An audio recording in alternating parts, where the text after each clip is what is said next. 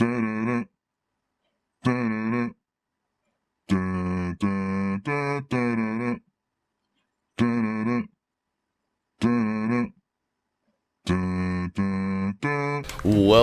to Unrolled, episode 153.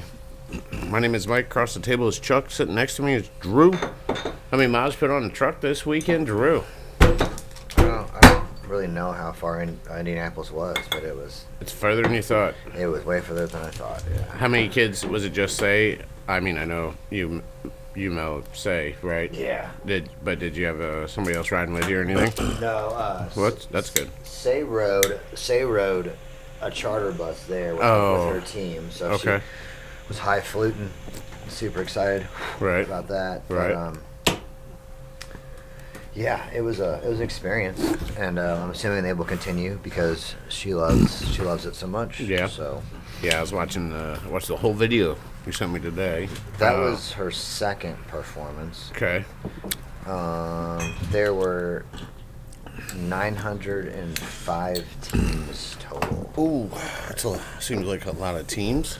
Yeah, so did you sit through all those? So let's say average 20 kids a team, and so that plus the parents and coaches, and there was a lot of people in that motherfucking convention center. Yeah. That doesn't sound so great. No, it was cool though. Like, did you take your wagon and your chairs? I did not, because I wasn't sure how it would work. I don't think it would have been beneficial this time because of the access to the place. Yeah. Because it was so cold outside, which was nice, but everything was connected through skywalks. I'd never been there before. I'd just seen them. I don't know about it. I think they said there was something like 300 skywalks downtown Indianapolis. No shit. That's cool. Our hotel connected to a mall through a skywalk, which we found connected to the convention center through like a connection of skywalks. Mm-hmm. So you didn't have to actually go outside at all. Outside in the cold, so which is good for the girls because they're, we're not wearing much, Yeah. And you don't want them cold muscle cramps. No, but they were first place after the first day. Now, how many performances was day one? Just one, but we were there for quite a while, and because they have to stick around for other teams to watch them perform and cheer and then warm up and all that other stuff. So I thought there would be spare time to work on stuff, but there was no time at all. And it's probably loud. Very loud. A lot of people. Was really interesting to see though.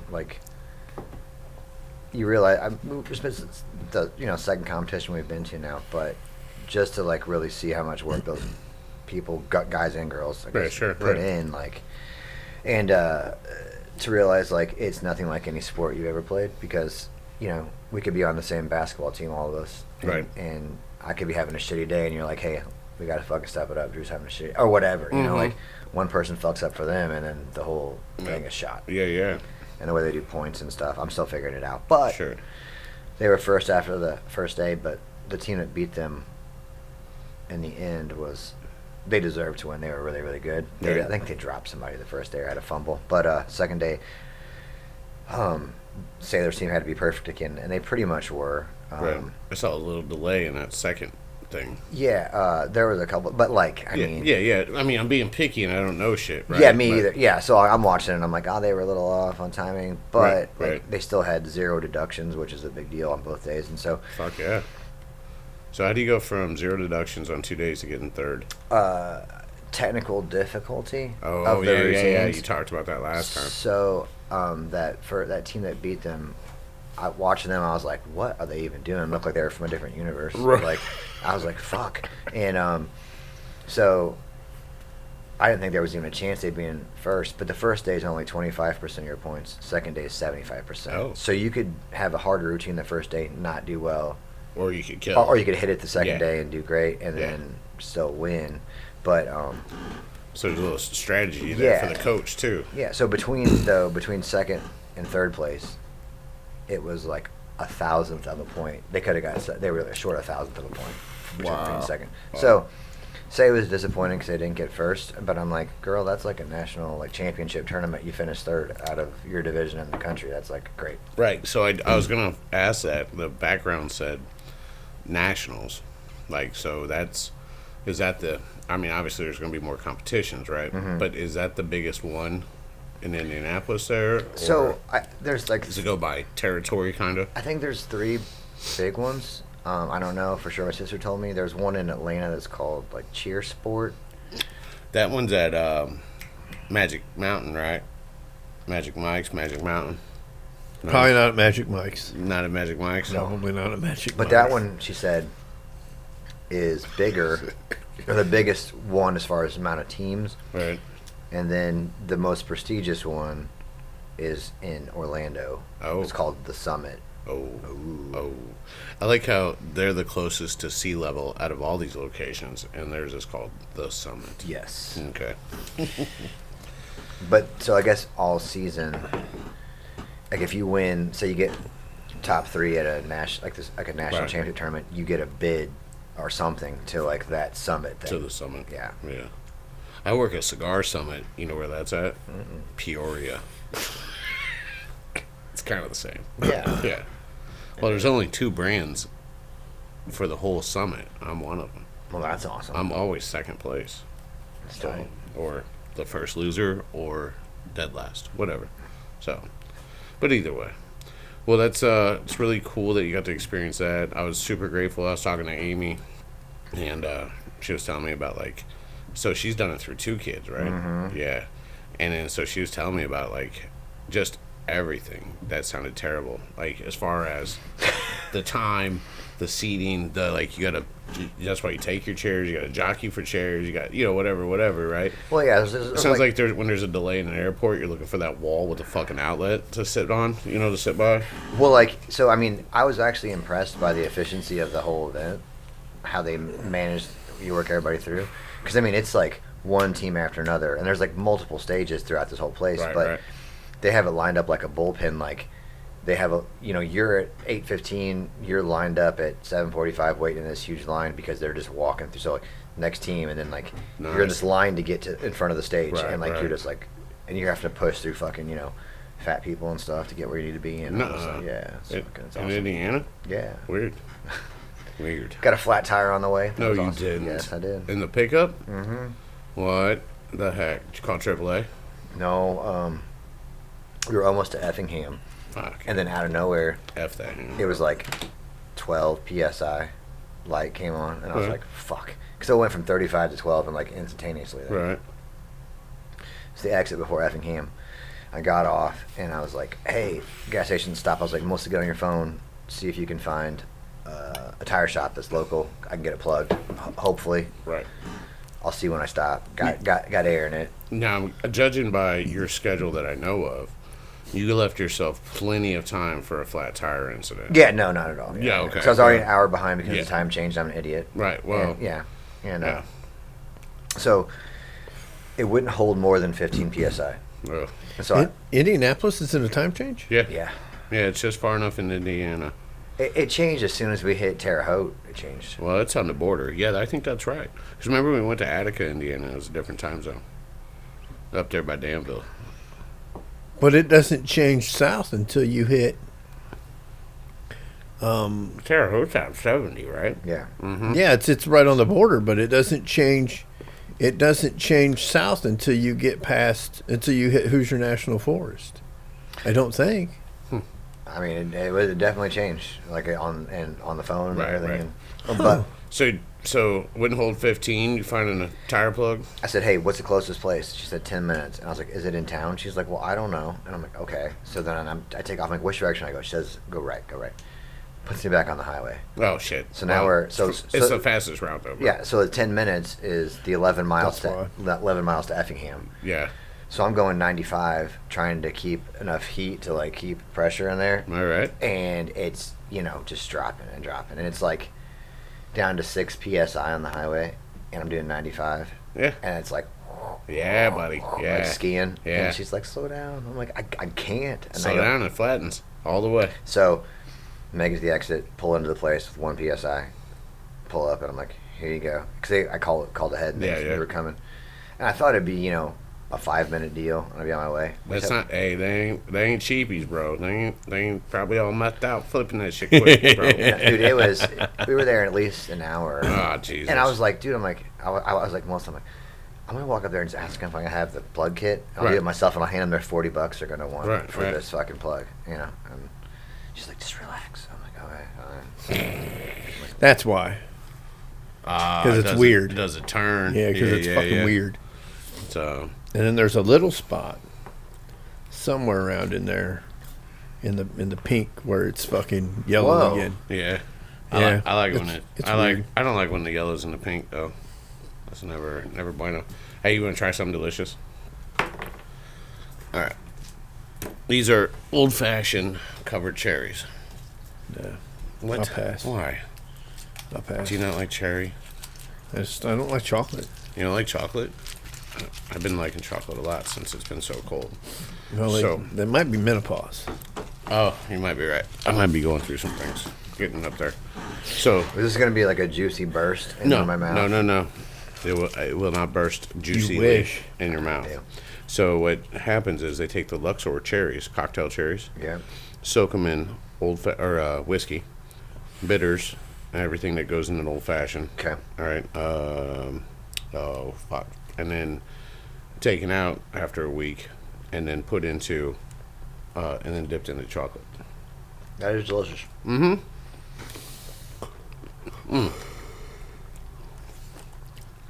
Isn't what's his name gonna ban chocolates? Marciano cherries or something? Well, these are Luxor cherries. No, so red. He's not banning all the dyes. Yeah, that shit's gone.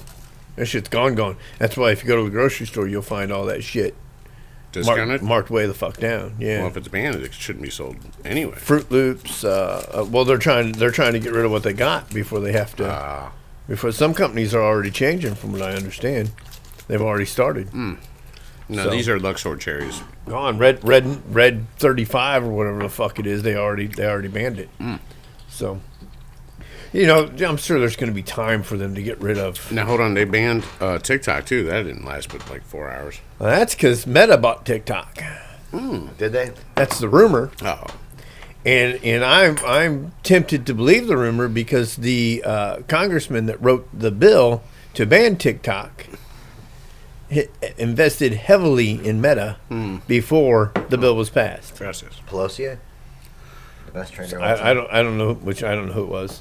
But they invested heavily in Meta before the bill was passed. So that right there just tells me that it's true. So.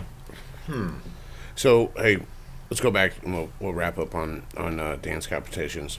It's cheerleading, sir. Is it? Yes. Sorry, my bad. You just got served. Yeah. All right. I can't think. Listen, did anybody's quarter Cupid fall off the roller coaster and break their neck? What's up? I don't know any of Then that. you got to go get Justin Long, and what are we talking about? that's what happens in dodgeball. So that video you sent me, it looked like she was kind of center frame. At the very end, she comes around the front, right? Yeah. Okay. All right. Because it looked like her, but they're so similar looking. Well, so it's and the distance was. So that video was a weird angle to me. It was somebody who was like in front of us in the. It was like a railing, you know, and that lady in front was a coach. But actually, she owns Pride, which she's fucking balling. But she owns Pride. The gym. Oh, like in whatever. No, Pride of Illinois. It's like the gymnastics place. Oh, okay. And / cheerleading place. But gotcha. When I take a video, like I think it's different. I can tell which one's which. Mm-hmm. It's hard to see where she's at on that one. I know where she is when she goes up. So a couple times I could, like, if we were sitting here, I could point out there she is. Yeah. So I felt like I could pick her out on top, like when she's up in the air, because I'm like, that's hers. Because she was never on the ends. It felt like she was there. Like she does some tumbling. She's in the air a few times. She was thrown up, does some flips and shit. Yeah. Yeah. No, it's so amazing, you know, because she's how old? 10. That's fucking insane. Like, that's a lot of like natural talent coming out there too. So I mean, all those girls like do really good. And, yeah. I went to watch 6 and 8 year olds play their first basketball game up in Maryville. It's on Saturday, and So there's a 6-year-old. They both excel at sports, right? Softball, they're hitting dingers, right? So the 10-year-old, it's 6 and 10 or 6 and 8. The 8-year-old excels pretty well. The one that's younger, she's trying harder, of course, right? She's got an older sister to compete with, plus everybody else. But in basketball, the younger sibling, who's used to just stealing everything from everybody, right? Nabbed that ball out of so many kids and then made 2 baskets, right? And I'm like, and it was like right off, like as soon as the whistle went, she's like, she could see the ball and she's like, no.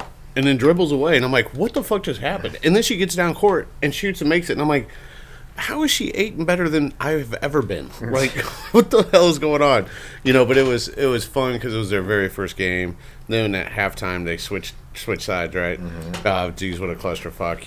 It was. I mean, because they're learning. Yeah, like what you have going now? Yeah, right. It's like they see them, and it was cute watching. Like this is their first game, right? So dribbling isn't like, I wouldn't even say practiced a whole lot. Yeah. So they get excited and they start dribbling, and it's all fucking higher in their head. It was really cute, man. It was fun to watch for sure. They pick it up and then they'll start dribbling again. Yeah. Or they would run like 20 steps to shoot because there's too many people to dribble. I mean, it makes sense. Like I like the 6-8-year-old law rules in basketball way better than like the actual rules. And most of those refs, from Sailors games that I saw, like they were all pretty cool, and they made sure that everybody was like, "Hey, this is what's going on. Yeah. This is what you did." So. Yeah, the 8-year-old got like defensive player of the game because she just kept stealing the fucking ball. It was great. I was like, "That's that second kid syndrome right there, bro." Like mine. It was fun to watch. Heck yeah. And then we cruised down to the old Judy Creek. I got a Cuban down there. At the cabin? Yeah, at the cabin. Shit. That was pretty good. I haven't been there since my birthday. Oh, yeah? Sorry, I missed your birthday. I don't think I was in town. I was not in town. Sorry. This Saturday, Sailor has a local one. Oh, yeah? At the convention center. In Collinsville? Yes. Nice. I'm not sure what time. I'll let you know. You don't have to come, obviously. Don't feel obligated. Text me out. She'll be there getting after it.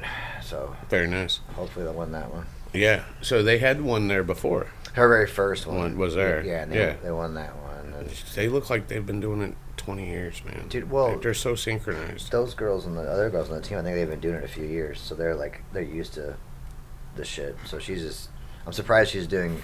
But that's what I was telling Melissa. I'm like, that fucking stage they're on in that big arena, like in front of all those people. Yeah. And she's getting up there and doing that. I'm like, I would shit my pants. Oh, for sure. It's crazy. I have a hard time ordering a beer sometimes. Too many people looking at me. I mean, like, I gotta order a pizza for myself. I can't even. Hey, I heard on the radio that there's a college class in Europe, right? Teaches you how to talk to people. And one of the assignments is calling restaurants and asking them their hours. And then call them back once they pass that assignment, right? Call them back and ask them what the specials are. And then calling them and making a reservation. This is college credit here. I mean, that should be something that you get taught when you're a kid or be forced to do. Or maybe, like, I had to walk down and buy cigarettes and milk, And so...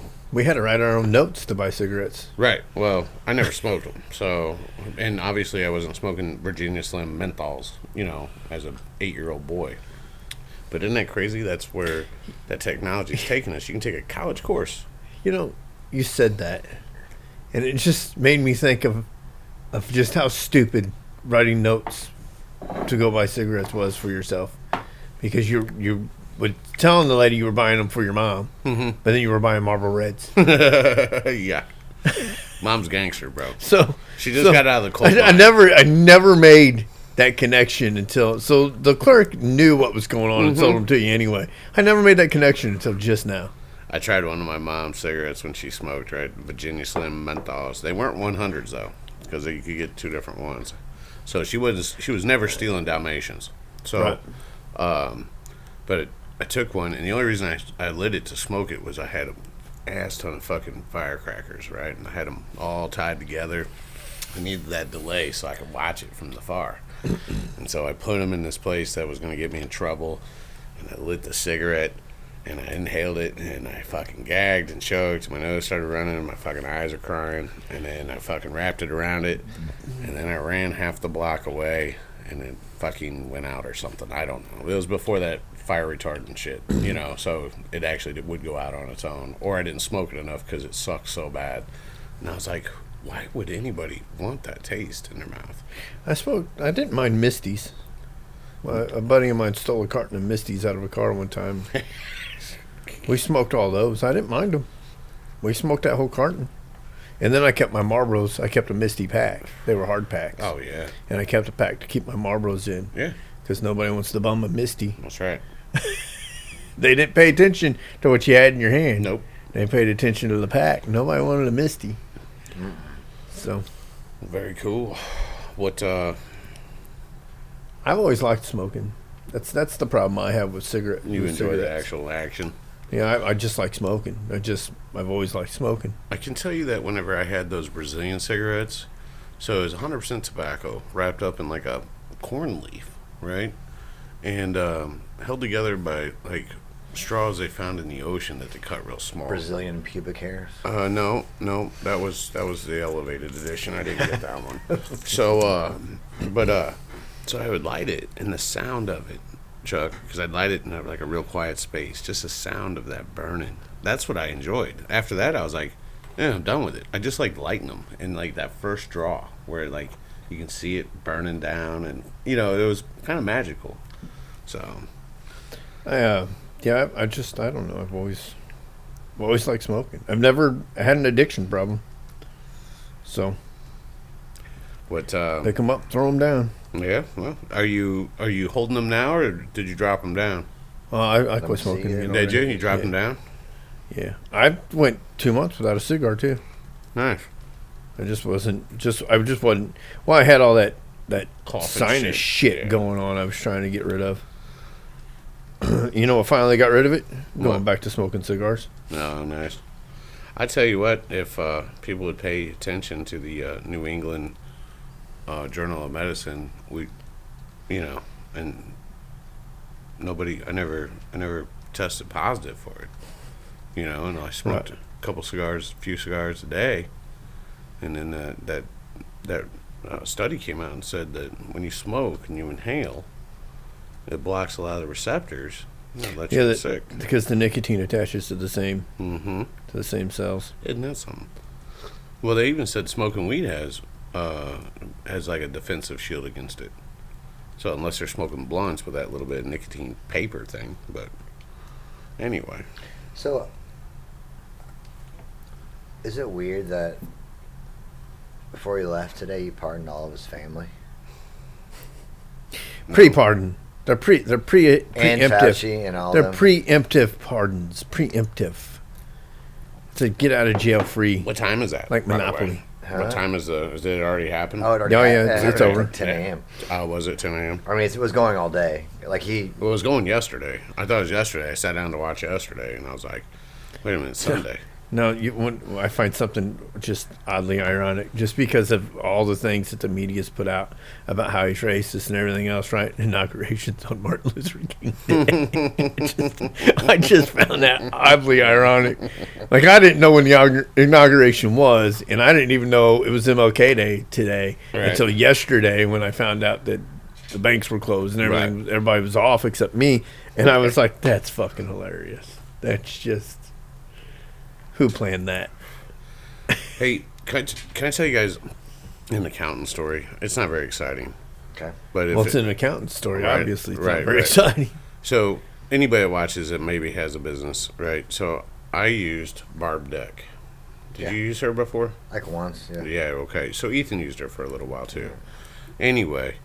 She passed, didn't she? She sold. I don't think she passed. I know she sold. No, she's dead. Oh, she's dead. Yes. Okay, rest in peace. So that makes my last two accountants, peoples, not firms, passed away. Because my very first one that got me federally audited, he just died. So, anyway, so I used Barb. It's got to be a stressful job. Barb, well, I'm sure it is for like 3 months. Yeah, she had cancer. Did she really? Yeah. She was a fucking rock star. Yeah. I absolutely loved her as an accountant, as a guy, as a mentor, dude, because she would like, that's stupid. I'm like, okay, cool, thanks. I won't do that, or whatever. She's like, did you like when the feds came in and audited you and fucking billed you for $60K? And I go, no. And she goes, well, then don't do that, right? So she sold the company, or however it went down, but she definitely like sent out an email and said that she was going to merge with them and she was going to stay on. So, because I've been using her for quite some time, probably 10 years, right? Mm-hmm. And so then, but this company, so 9 months ago, I asked them for an extension because I wasn't ready, right? So they filed the extension, billed me for it, whatever. And then I told them I also need payroll set up for this year, 2024. This is 9 months ago. I'd like to set up payroll. I'd like to deduct the money that I'm spending out, right? And they're like, okay, cool. We'll have somebody call you. I said, all right. 6 months after that, which puts us real close to the end of this year, they're like, hey, did you still want to do some payroll? And I'm like, I did 6 months ago. I had somebody I was going to hire, but now I can't hire them because you never got back to me, right? So, and I had payroll set up with them before when we had the pawn shop, same company. We're not, dude, I'm not recreating a wheel, right? Right. So, at the same time, 9 months ago, I called a company up the street here, and I said, hey, are you accepting new clients? I need my 2023 still done. Whenever they piss me off up there, because they fucking just never respond. I felt like, and I am, but I felt so insignificant to this firm that it took you 6 months to reply to an email. Hey, would you want to set up payroll? That's when I dropped the ball. You know what I mean? Well, it doesn't matter. So I followed up, and I just went, not this time, because I wasn't in the right frame of my mind to even think about it, So then I called a place close to here, and they're like, yeah, we'll have somebody call you. I'm like, not only do I need somebody to help me with my taxes and do them, and I'll pay you to do them, but I also would like for to set up payroll. Do you guys do that? Oh, of course we do. Yeah, no problem, right? Blah, blah, blah. And they never called me either. So for funsies today, because I was working through my list from the last 2 weeks I've been behind, but for funsies, I thought I would call the one that's close by again. Hey, are you taking clients from 2024 taxes? She goes, well, yeah, I'm sure they are. I said, okay. And I'm like, she goes, I can take your name and number. I said, well, I did that 9 months ago, and no one ever called. So is that an indicator that means they're not taking new clients? Because I wanted to get ahead of this 9 months ago.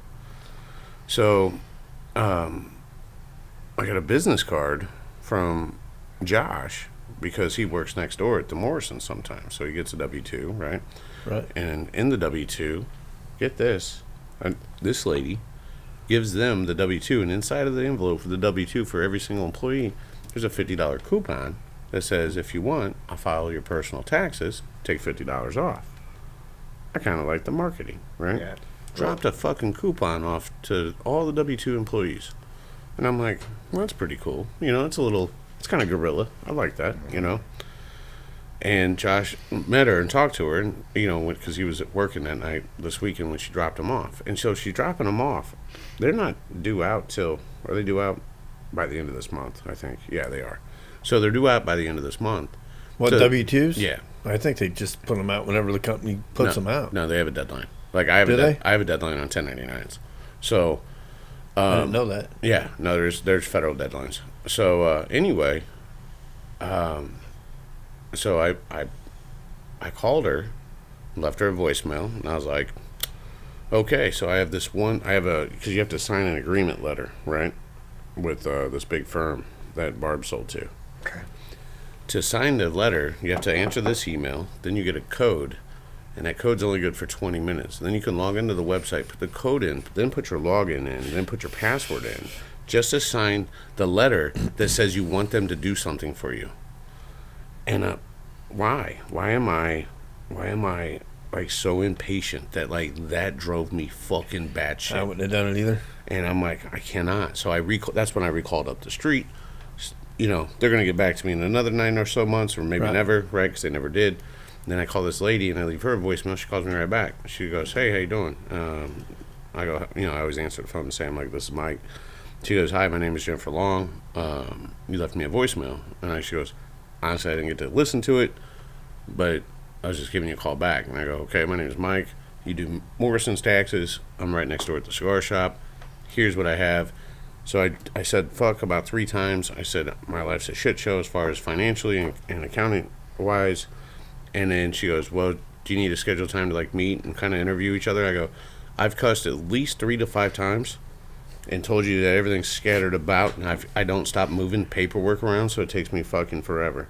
So you haven't hung up on me, so in my eyes, you're hired. And I go, but here's what I need in the next 10 days, and she goes, okay, text me XYZ information, and then I will have that drafted. You just pay me whenever I bring it to you, and it's fucking cheaper than I've ever heard. It was a fifth of fucking the big firm, and she's gonna bring it here, right? And then I can put a stamp on it, put it in the mail or whatever. And I'm like, for the 1099, how you doing? All right, let's go somewhere. And she goes, I do corporate accounting. She goes, I'm second generation accountant. I worked for my dad forever. I went into corporate accounting, got out, went and did this kind of public accounting, went back to corporate accounting because the money and benefits are really great. I live in Rosewood Heights. And I go, oh, well, I had the pawn shop and cigar shop up there. She goes, I was wondering if it was the same guy. I remember that up there. And I go, sorry about the burnouts during COVID. And she goes, my husband's got a jacked up truck, and it does things I didn't know pickup trucks could even do. So, you know who I bet it is? She goes, he loved it. It's right there on Airline Drive. You know who I bet it is? Is she on Airline Drive? Yeah. Well, I don't know. She said she was operating out of her house, and she lives in Rosewood Heights. So I bet it's the guy that I bought the Previa from, because he's got a jacked up truck. In Rosewood Heights? Yep. Right down the alley. Oh, I don't know. No.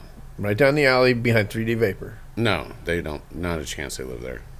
If she's doing corporate accounting, I guarantee they're not living there. So, at any rate, I said, sorry about the burnouts. She is not the apartments, no. What the fuck house is that? The house it's right behind the apartments. Oh, the nice one? Yeah. No, I don't know, maybe. Not at the apartments. He parks it's a big blue and white Ford. He parks at the church right across the street. She said that he had a newer fucking Sierra that he fucking did a bunch of work to. And then she goes, we actually enjoyed it. I was like, cool. I was like, well, then I think we're going to get along fine. As long as you know that, I don't know what the fuck I'm doing. I'm stupid. Speaking of pain-in-the-ass websites, I was going to make an appointment with your barber here. Mm-hmm. Confluencebarber.com. And I can't. It won't let barber. me. Why won't it let you? It don't like my card. It won't let me. Well, it doesn't like your card? It wants my card information, and it will not accept my card information. I've tried 2 different cards. Really? And it won't let me. It doesn't like either one of them. Like your credit card? Yeah, I guess to reserve your spot so that you can be charged whatever the hell for not showing up or whatever. Yeah, sure. So, and it doesn't like it, so it won't let me make an appointment. Why would you get a haircut? I need a fucking haircut bad. Why don't you just cut your own hair like you always do? I usually shave it. Right. I don't know. What do you want, a fucking fade? I don't want to shave it. That's what I normally get. You want some kind of fucking hipster fade? I told him, I go, yeah. I go, dude, I usually go to fucking, I was up here talking to him. Right. Last week? Yeah, whatever day it was, Friday. Oh, yeah. I was talking to him because Josh wasn't on time. I was up there talking to him, and I was like, dude, I pay... It was supposed to have been Jeff on Friday. I pay Great Clips $20, and they fuck it up every time. Great Clips does good for me. They don't fucking cut the top of it. They just shave up into a fade, and that's the end of it. They don't trim the top of it. They never do. Huh. Did you ask them to trim the top as well? I mean, isn't that part of it? It's a haircut. Do you... So when you get frosted tips, Chuck, do you have them trim it then? No, that I would do by myself. What's that, frosted tips? I would just buy hair dye and do that. You should frost the tips of your goatee. Do that by myself. Oh, you should. Or some beads. Take them to fucking Flavor Town, dog. Oh, shit. Frosted tips. But that I would do that all by myself. If I was going to dye my hair, I'd do it myself. Well, but, yeah, if you're dyeing I was telling him, I was like, dude, I pay them $20. And I go, it doesn't really matter because they just put a fucking hat on it anyway. But still, I'm paying them $20. Right. And then I might as well fucking give you $35 and get a decent haircut, I guess. I mean, well, there's that. Sports Clips is $25 up in Edwardsville, and then you got to leave a tip. And he was like, "Have you tried Terry's?" I go, "Terry's is $25 fucking dollars too." Is it really? Yeah. So that's in Bethalto, right? Yeah. There's a kid up there named Gross or Goss, something like Gross, and he came over from St. Louis, and then he was cutting out of his house, and then he had some tragedy, and then he's back in the barbershop now, So. The skinny guy that was on the corner there, he died. No. Yeah, the skinny guy. Yeah. Yeah, he passed away. What the fuck did they call him? Nuts? I don't remember his name. Peanut. They called him Peanut, bro. Yeah, I don't remember his name. No shit, he died, huh? Yep, he passed away. Oh, that's sad. Because I was telling him, like, dude, he used to do it, and he did a good fucking job. $12, and I paid him $15 because it was just easy. Yeah, bro. And he fucking appreciated it and fucking everything else, and he did a good job. Yeah.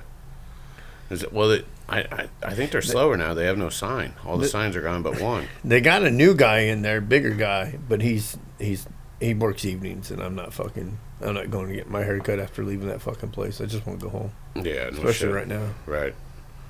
When it's fucking 8 fucking degrees outside. It's gonna be colder in the mornings. Tomorrow's supposed to be super cold.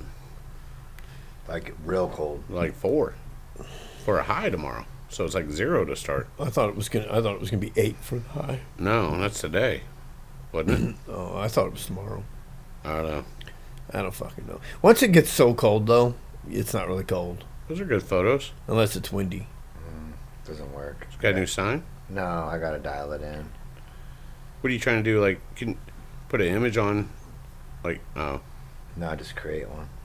But from one? No. Oh. Because I have problems with my thingy I do sometimes. It's been confusing lately. That Carnava or whatever the hell it is? No, Carvana or whatever it is. Carvana? Carvana has been okay. What's it called? Mid-Journey? Because yeah, we both got it wrong. No, yeah. No, there's another one. Cabana, you can make flyers and stuff. So I make my newsletters with that. I just made a new one for February. For once, I'm fucking early, right? Yeah. But I gotta verify my February cigar guest. So, because we're gonna introduce a new cigar at the last week of this month, and then hopefully sell a bunch, and they're gonna come down from Chicago and do an event. February, whatever, last Thursday. Black Star Line cigars. So it's a black-owned cigar company. I keep calling them World Star cigars. I'm sure they love that. I'm sure they love that. They were over. Why we got to be World Star? Because we're black. Yeah, absolutely. Yes. Fortunately, right. I didn't make the rules, bro. I'm just following them, You'll have that on these big jobs, Yeah, exactly. So, I mean, I want to bring them down here to Alton, do a little after hours at Max, maybe stay a little later on that one, you're right, and just show them what World Star is all about. If the weather's nice. If it's cold, ain't no action downtown. But, we can play some ponies and, have a good time. So, they're going to be my February cigar rep, but I got the first 6 months booked out. One being, this one being me, but I got reps and vendors and cigar shop or cigar brand owners coming to Alton on the last Thursday of every month for the first 6, and then Halloween, Gurkha's already taken that, so they want that Halloween party. But they've also done more stuff here. Halloween was our biggest one because we're right on the parade route. So right. We're smoking cigars and fucking. This next year we're gonna do a whole day ass party, so that'll be bands and grills and fucking, I don't know, green and orange Jello shot. I don't know what's gonna happen, but whatever. Hopefully we just get turned up and have a good time. And last year at the Halloween parade, in the middle of it, when I get bored, I just go do something fucking irrational. So I grabbed some Twizzlers out of the candy bucket and went up and fed the horses that were walking Twizzlers. So, dude, the wildest thing I've ever done as far as feeding animals was giving those goats in fucking Memphis fucking whiskey. Oh yeah. You ever been there? She was a diabetic. So, Buttercup. I don't know if the bar's still there, but I'm assuming it is because it was old. Me and Peter might have come in or something, but it was called Silky O'Sullivan's, and it was home of the beer drinking goats. Nice. And so there was this big old bar out front, right? And like old, like an old fashioned, like kind of look like like a general store. No, fuck, I haven't been there in so long. What's the bar in fucking Collinsville I like to go to? Sloan's. Sloan's, like Sloan's inside, but bigger. Okay. And you walk out back, and there was a whole like another lot that had ramps and like fucking houses built up into it and like little perches and shit. And there's all these goats running around, and people just walk out there and hand them a fucking beer bottle, and the fucking goats would, just fucking throw it back. And what town is this? Memphis. And it's on Beale, and so you do that, and they'd fucking just slam your beer. And so, but they had a sign that said, "Please don't give the goats mixed drinks. They don't understand the difference in the liquor." And I'm like, of course they fucking don't understand the difference in the liquor. So like, most humans don't either.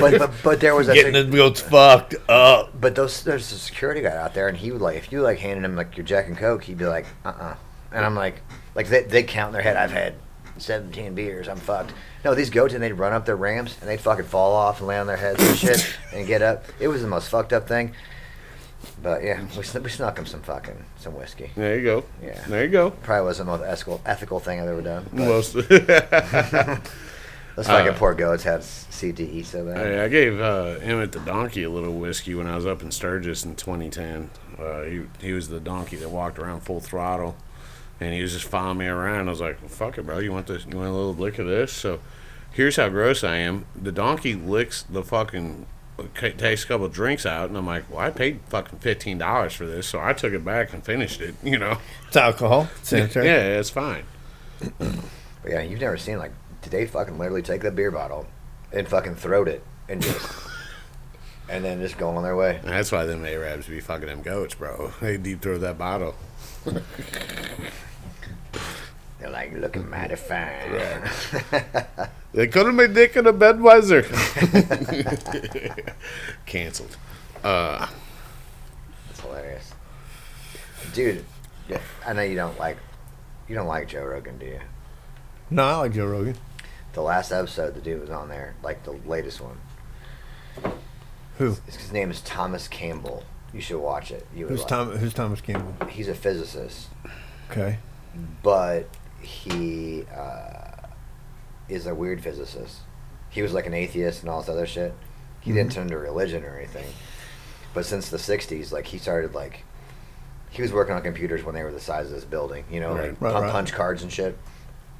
So he was describing what happened to him, and it was like he, had these Rolodexes full of punch cards that he had to run error checks on or whatever, right? And so, like, the only way to run error checks on was to go through them and be like, oh, well, there's the whole punch is fucked up here, this and that. And so he was trying to figure out what was wrong with why his program wouldn't run that he wrote. And they're like, well, maybe there was a thing on campus where he was at, and was like, oh, you have problems, folks, and come learn how to meditate.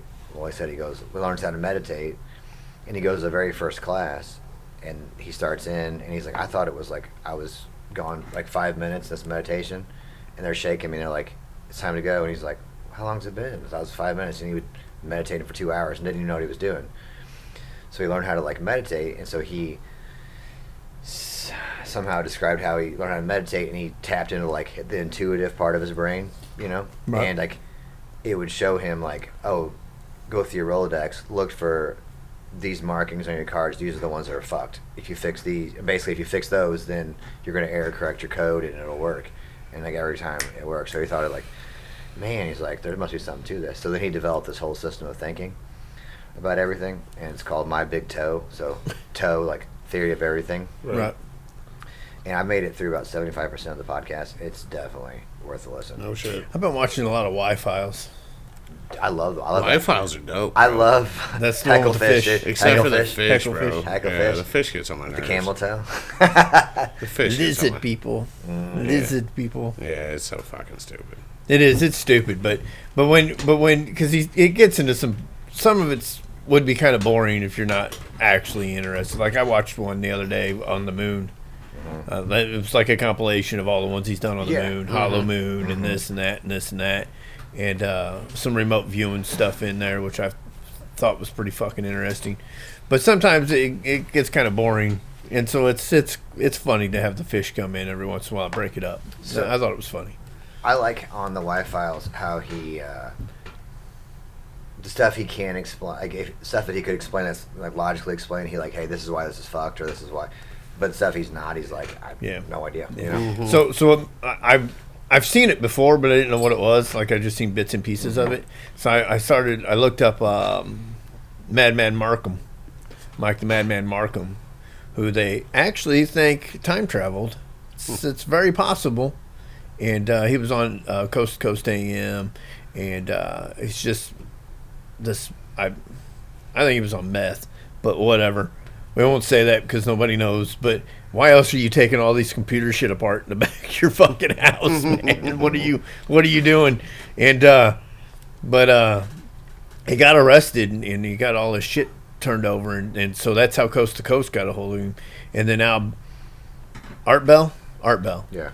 Art Bell knows all these people, so actual scientists and physicists started looking at his work and what he was doing, and they were like, he's fucking on to something. Like he's got like what he's doing is like on the right trail, right? The trail that you would follow to get to where he's trying to go, and so they actually think that possibly maybe, probably not, but that's what got me to watching it. And then I found the moon one, and I like anything, any hollow anything theory. I like it. So, and there's good evidence the moon's hollow. There's good evidence that the moon does not belong where the moon belongs. Where's it belong? It's not supposed to be there at all. Like the way it sits almost too perfect of a distance to be reasonable, and like it. Besides other things. If you even look at it now, like the craters on it, they're all the same. They're all the same depth, and that's impossible. Yeah, if you look at the size of the craters compared to the size, so you'd think if you had a larger crater, right, it's more mass, more density, the impact's going to be deeper, and everything is the same depth. It's like it's impossible. Like they have no idea why it's like that. So, and the exact distance that it is creates.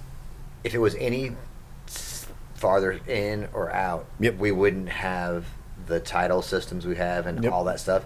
So it's created the ability for us to live here. Yep. So other planets that have moons, they're all odd shaped, and none of them are the. It's obviously not a perfect sphere, but it's close. It's closer than most of them. Right. Most of them are, the smaller they get, I think the odder the shape of them is, and like you can tell that planet has captured something zooming by it, and it just captured it in its orbit. But they're not the same size. They're not this perfect size. Like the moon is the perfect size. Then why for everything? For an eclipse, for everything. So then why is it that we only have one moon? Why has nothing else got stuck into that? Actually, we several things have gotten stuck in our do they get unstuck? I don't know. There's something that was there for there's something recent that was there for like 3 or 4 days that was just kind of stuck in our orbit. Well, okay, and but then you got Momamu. What is it? It's named after a Marvel enemy. Oh, I know you're talking about that from the dark energy. Or the Dormammu, which is this thing that's orbiting the Earth that they don't know what the fuck it is at all. They have no clue what it is. That dark satellite. Yeah. And it's supposedly, well, I guess it depends on who you talk to. Supposedly, it's emitting things. Signals, it's got signals and shit. So, and the remote viewing thing was cool because it went out of the remote viewing thing into the moon thing, and it was cool because the remote viewing thing, these CIA guys, they were remote viewing this mountain range for absolutely. That the dude was supposed to be doing something else, and he was like, "Dude, I can't get off this mountain range. I gotta, you know what I mean?"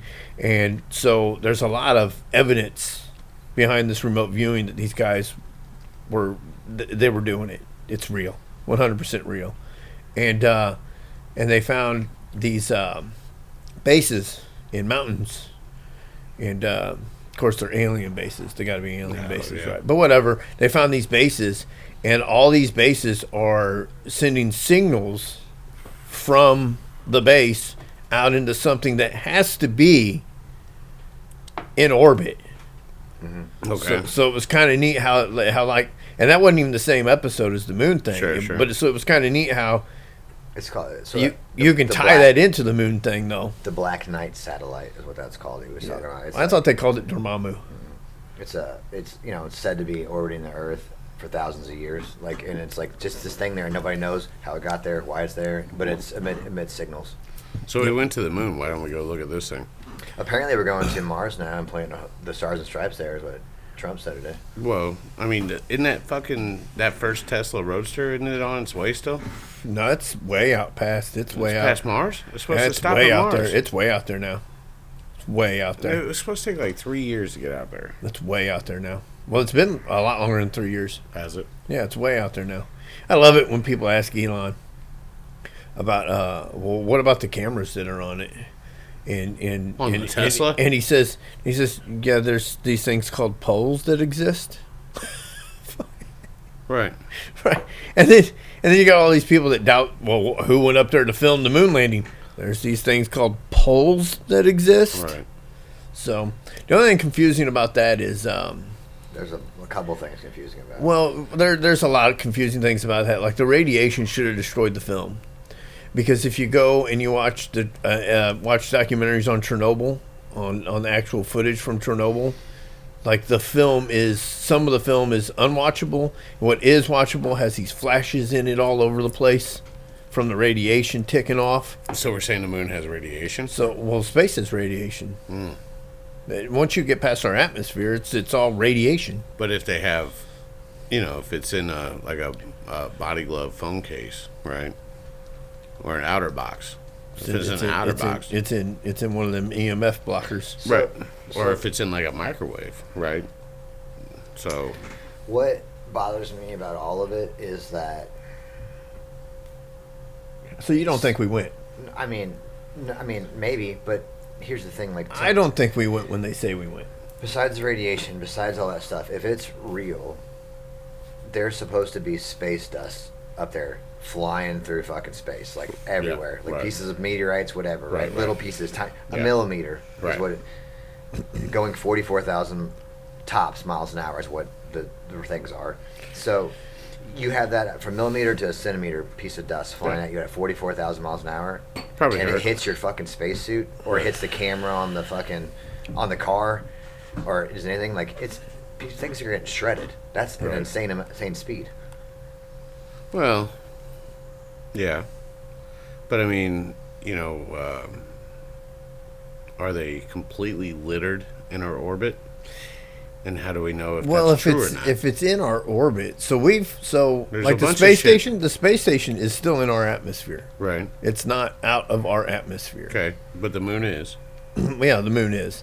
The space station is not out of our atmosphere. Like nothing has gone out of our atmosphere since the moon landing. Well, and the shit on Mars. Right. The satellites and stuff like that that they can shoot out of our atmosphere. But then if that's the case, then you don't believe the satellites with the solar wind catcher thingies on them? You don't believe those are real either? No, why wouldn't they be shredded? No, I don't believe they're not real.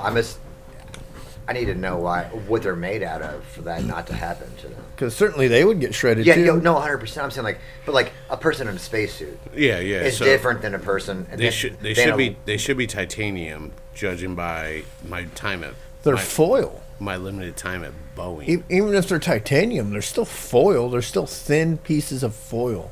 Because they have to fold up. So maybe they fold in before a rock comes. At 44,000 miles an hour or whatever, there's no way that they're not getting destroyed. What is the debris flying at 44,000 miles? Is there really that much debris though? I thought there was. It says there's like Circle K cups up there. It says NASA estimates that the ISS experiences micrometeoroids, which is that about once a year that leaves noticeable marks, though critical damage is rare. For larger objects like satellites, the probability of being hit is 1 to 10,000 per year. 1 in 10,000 per year. You said the ISS, and then you said larger objects. So there's satellites that are larger than the ISS? No, for larger objects. They're saying okay. once a year for the ISS. Right. One in it's a chance is 1 in 10,000 per year. So what was the thing that the was it American or Russian? Somebody was stuck up there for an extra like 6-8 months or some shit recently. That was some other astronauts. Yeah, that was. Yeah, I don't remember what were they on ISS or yeah. So I wonder if they have like sensors throughout the whole outside of that thing. So when those hits, even if it's it's a fucking it's a BB, right? And it smokes it at 44,000 miles. That goes off and says, you're losing fucking pressure. I'd How imagine. fucking scary is that shit? I'd imagine. So, what do we think the debris is flying at? Do you really think it's flying at 44,000 miles an hour? That's not my question. My question is it really that much? I mean... Why do we think it's flying so fast? Space is big. It says there's 40,000, at least 40,000 tons of space dust fall each year. Okay, fair. So on the Earth. But why do we think it's going so fast? Like, where did that Because the Earth is going 30,000 miles an hour in a circle, flying so much. How? I mean, the speed isn't what I would question. It's how much is actually up there. Who's rating all this? The Earth travel because somebody flies up with a fucking speed trap gun. People smarter than us. No, the Earth travels at an average speed of 67,000 miles per hour. NASA scientists are not smarter than us. No way. No, I agree. The Earth rotates at 1,037 miles per hour in a circle. So I don't know if you guys ever been at Tom's Twister. Yeah. It doesn't go that fast. Right. So you're saying that our gravity's so strong it regulates itself versus 1,000 miles an hour fucking rotation. When I can see there being that much in our atmosphere. Oh no, it gets even better. Because the thing's exploding and so forth. So the sun, along with the Earth and the solar system, orbit the center of the Milky Way galaxy at 514,000 miles per hour. Nobody knows this shit. Milky Way's motion through space. The Milky Way itself moves at approximately 1.3 million miles per hour. Nobody knows that. That is sure they do. That's they can take measurements. No, from sure what? They can. From sure what? They can. From what? The stars? It's estimate, but it's an intelligent estimate. It's a highly intelligent estimate. Yeah, remember it was really intelligent that we went to the moon too. Get the fuck out of here. We went to the moon. I just don't think we went. We didn't go to the moon. When they say we went. We didn't go to the moon. I think the video and all that shit from it is propaganda because we were in a space racing race. Russia. Yeah, right. It's a space race. We had to get there one way or the other. Yeah, so they went to fucking New Mexico and filmed it. Well, in Arizona. Stanley Kubrick filmed it in a Hollywood studio. I saw Peter Pan fucking the other day. It looked like he was out in gravity, Josh works here, so floating around. You see him every day. Well, Peter Pan was the play. So, I have all the calculations right here. Yeah. For the Earth's rotation. I'm not going to read them all, but it shows how to do it just with the math. But what's interesting if you think about it, at the poles, how fast do you think you're spinning? At the poles, so it's faster at the poles. Slower. You're slower. Not. Yeah, you're not. Zero. You're just spinning in place. You're not rotating. So, but nobody can go to the poles. You go to the North Pole. You go to the North Pole. Not and there's people on Antarctica. So we can go to the North Pole, stand there, and does it feel any different? It's not spinning as fast. But I'm saying it doesn't. No, because the atmosphere, you wouldn't feel any difference. But at 45 degrees latitude, you're going 733 miles an hour. You wouldn't feel any difference. That's fucking made up math, bro. That's fuzzy fucking math. That's somebody who fucking had a hypothesis, wrote it on a whiteboard. The janitor comes by next week. He's going to tell us. Next week, you like dim apples, and he fucking next week he's going to tell us the Earth is flat. Yeah. He says, "You like apples? Well, I got her fucking number. How about them apples?" And then he solved this. This is nothing but the janitor filling in a fucking chalkboard at fucking Harvard. So I even pull the accent whenever I say it all. Yeah, you're welcome. Got to Harvard, talk to the smart kids. Yeah, you got to Harvard, talk to the smart kids. So I'm just saying, it's fucking. Who's? I've never seen that movie. You know that? It's a great fucking movie. I've never seen that movie. So it'll take a little while. We have some time because we have an hour left. No, right? Do we? Right. What'll take a little while? What are we doing? I want to throw a ball up in the air. Yes. At 1,000 miles an hour. See where it goes. I wanted to. So flat earthers. He's a flat earther. Now I'm a flat earther because this is fucking not making any sense to me. Flat earther. About that guy on Rogan, I was gonna tell you what his thing was. What he after all these years, what his theory is. Oh, okay, yeah. Yeah, the big toe, the theory of everything. So it's the all. The all is the all, and all is the all. Yeah. So it goes back to the virtual simulation thing. Okay. But we're not in a simulation. But not in the way that you think. It's a system. Okay. So he proposes that reality is a virtual simulation and the fundamental substance of existence is consciousness. Okay. Not matter. Okay. He argues that the universe is not a physical construct, but a digital, probabilistic system operating within a larger consciousness system. So it's a larger computer, and we're bits of consciousness off of that consciousness. Or it could be somebody's thoughts. Yeah. So the larger consciousness system is the foundation of existence. It's an evolving, self-aware information system. So I don't buy any of that shit. I don't buy that you can change your surroundings. I don't buy. He's not saying that. I don't buy none of that shit that you can. Oh, if I put positive energy out there, all you got to do is think about winning the lottery. Win the lottery. Think about being a billionaire, and suddenly I'll start working my way to being a billionaire. Really? I don't buy it. I don't buy it. That's not his thing, though. What I've heard so far is that, like, you were talking about the remote viewing. Okay, so he goes into that and like out of body experience and all that shit, right? Right. What he's saying is like there's different data streams from this larger, I'll call it LCS, larger consciousness system. Right.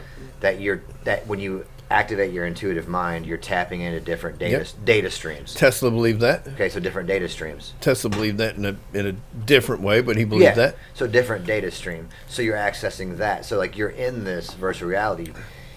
And you're accessing the different information based on what part of your brain you're using, right? So he wasn't talking about like the fucking secret and shit. He was talking about, so the way he was talking about it made this being a virtual reality more real to me. Well, here's the thing. Anytime you speak something, you speak something into existence, whether it happens for you or not, you're still expelling the thought and the energy to put it out there. You're still communicating in a wave, sound wave or frequency. But still communicating it. It's still going out there. But that contradicts what you just said about I can't think about being a billionaire than be a billionaire.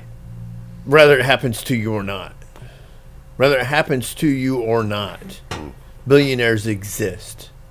Well, yeah, of course they do. So whether it happens to you or not, whether you can control your future or not.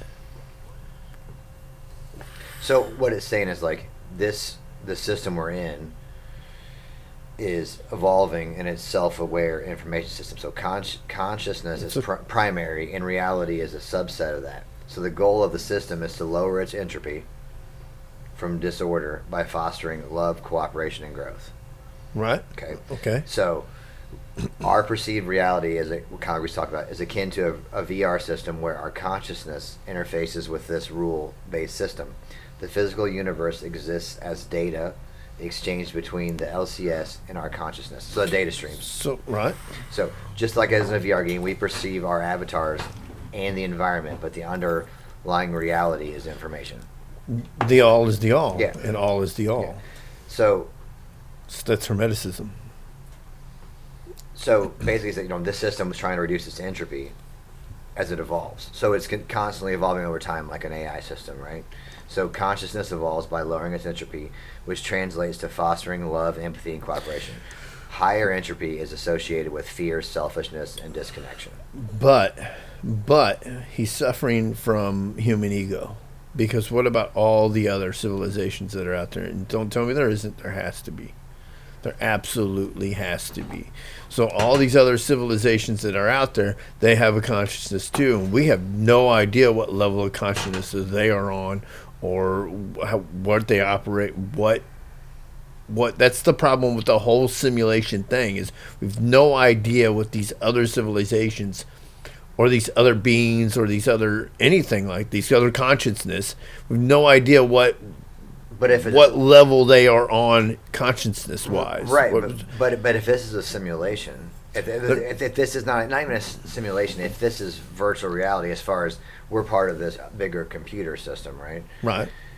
If we don't evolve to the point, like it's saying in this system, to where we can even recognize another alien race being there or on a different, you know what I mean? Like so why would it present itself to us if we weren't evolved enough to see it? You know, like you mean you evolve a different form of it. Yeah, so you evolve yourself to a certain point where you can interact with those things in that system, right? Building towards that entropy, right? But now you got people shooting themselves in fucking street burnouts and shit, and you can't fucking do anything, you know? So I mean, I agree to an extent, because the all is the all and all is the all. It's I mean, that's so we're all part of it in one way or another, but I think a lot of people get lost, like I said, in the ego of humanity, of being human, whereas they just think about our little corner and section, because they don't, not so much that they're incapable of it, but they don't think about it because they don't know that it's, you know what I mean? They don't know that it's there. So I was trying to figure out what out of sight, out of mind. Yeah, so like what I was trying to figure out what he was saying, and basically what he's saying, I think is that we're all like individual pieces of this larger consciousness, right? And the system's running. Definitely are. And it's trying to run a system to help itself evolve and us evolve with, well, not us, because we're part of the consciousness, right?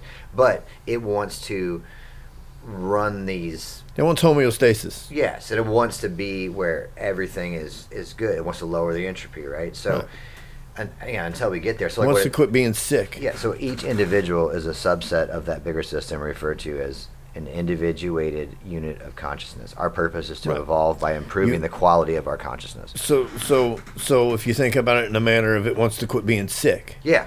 Like we're a virus. Yeah. Our lower level of consciousness means we haven't reached homeostasis with whatever this higher consciousness and the all, with whatever the all is. So and the all wants to quit being sick. So in order to quit being sick, you little motherfuckers need to reach homeostasis. Yeah. So, and you shouldn't have split the atom. You weren't meant to split the atom. You shouldn't have split the atom.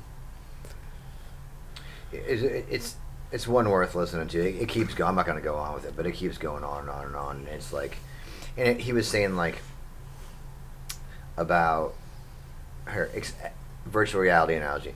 Imagine playing a VR game. Your character in the game isn't real, but is governed by the game's rules. Similarly, your physical body is the avatar on the virtual universe, while your consciousness exists outside the simulation, interfacing with it. Right.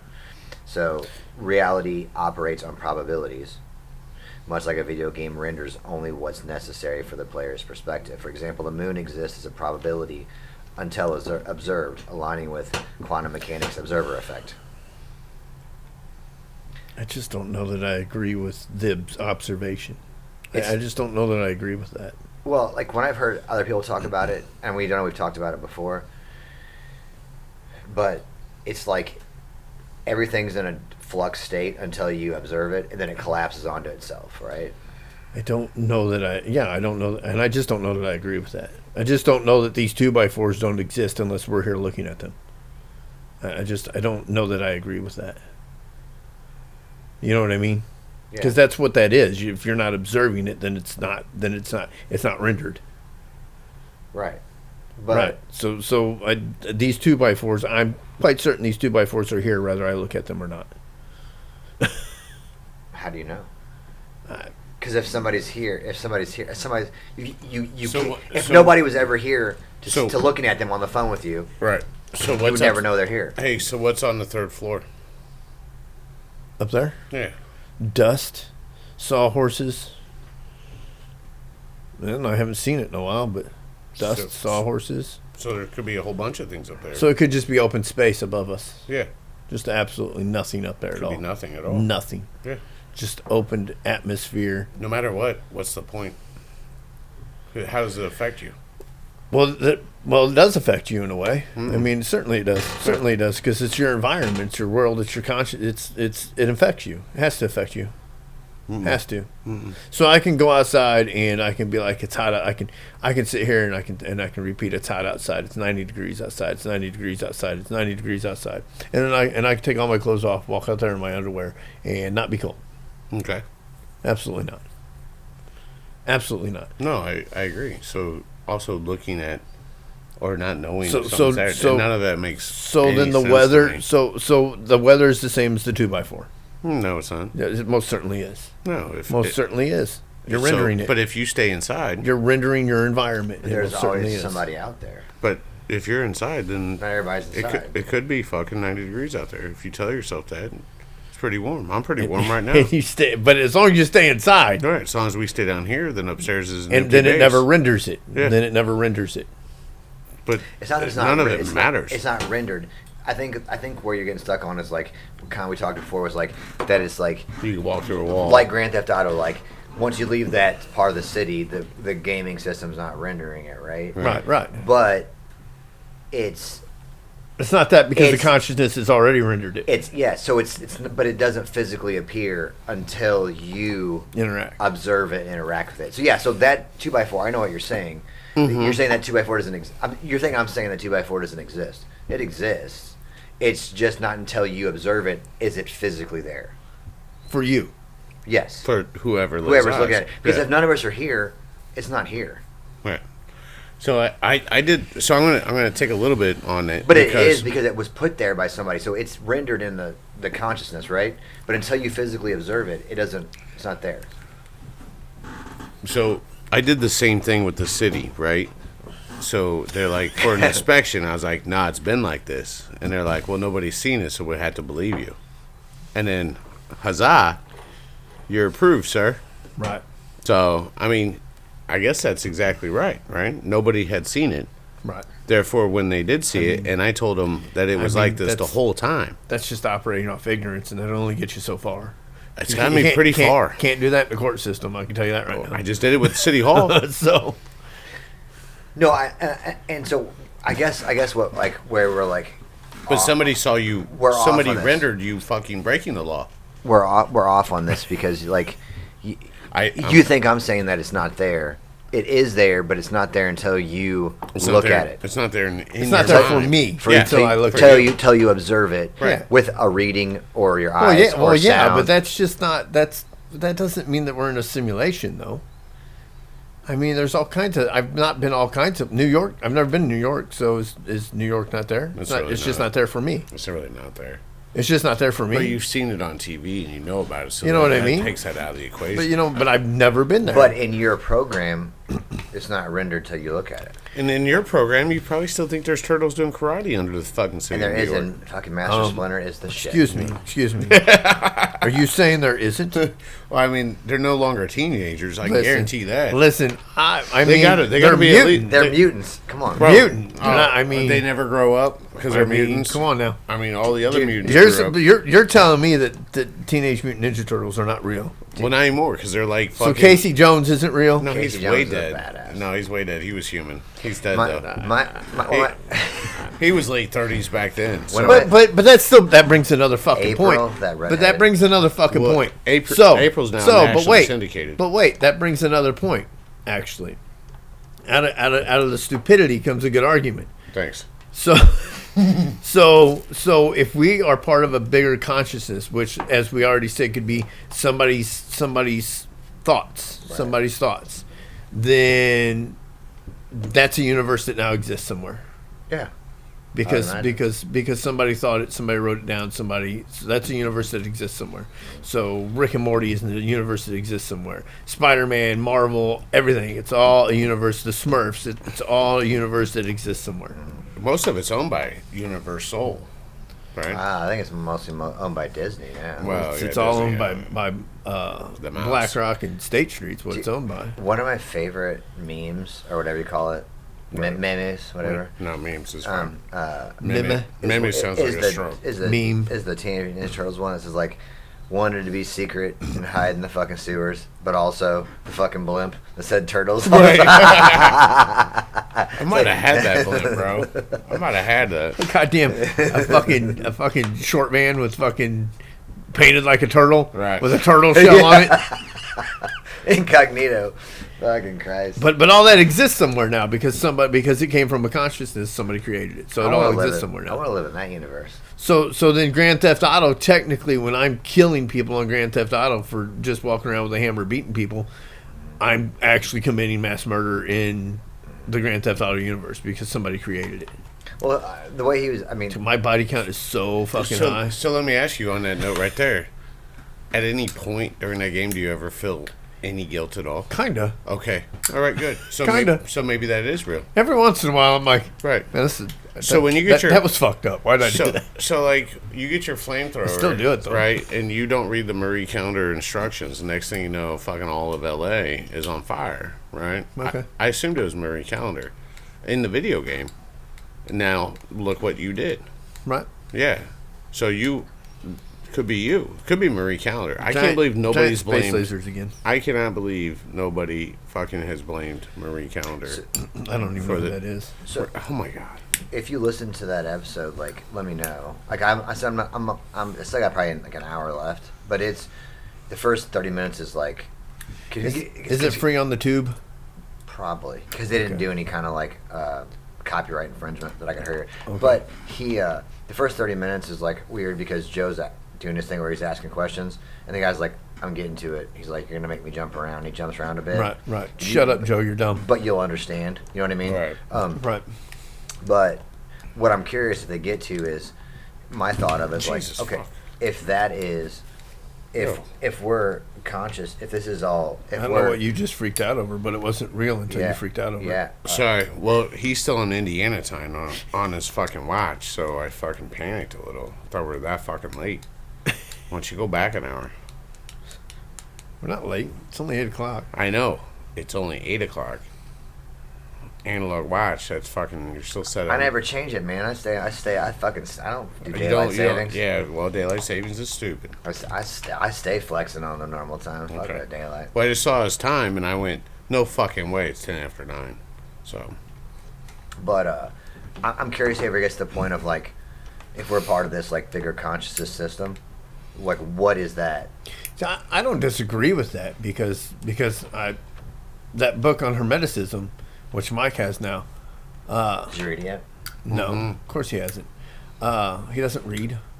Actually, I just ordered 2 books from Amazon to put on the shelf and not read. But that book on Hermeticism, I mean, what you're describing is the all.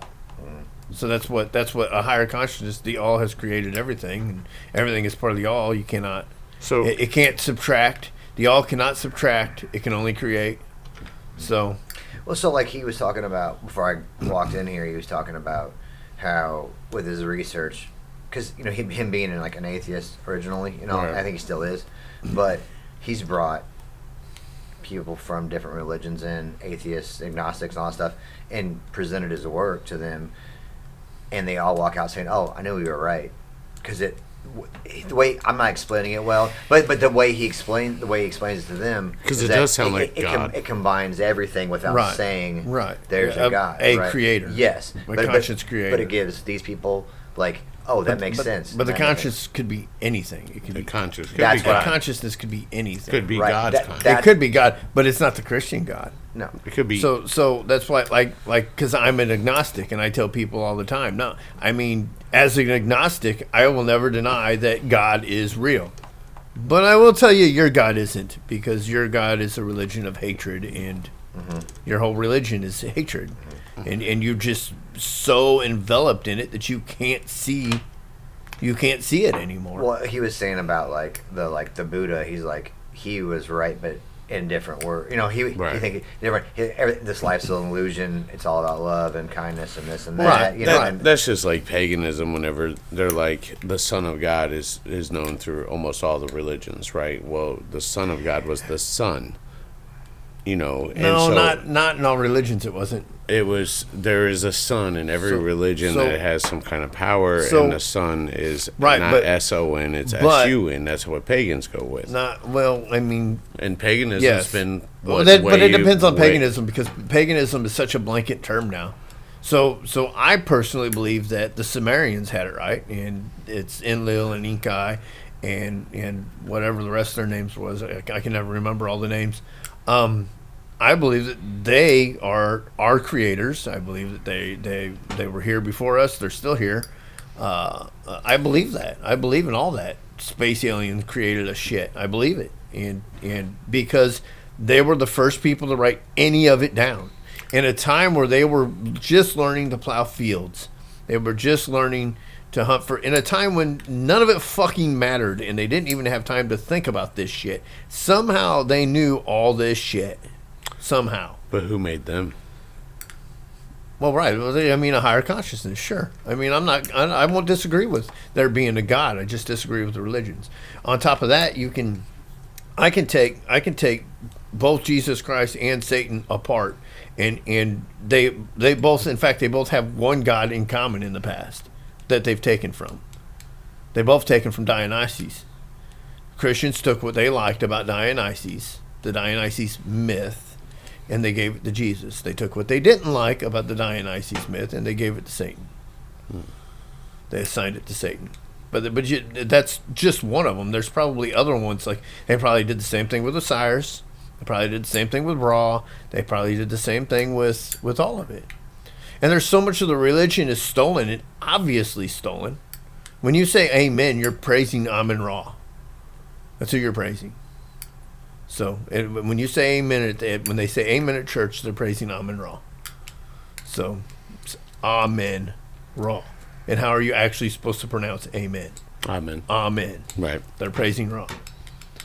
They stole from everything. My problem isn't with a God. My problem is with the religions. I'm reading the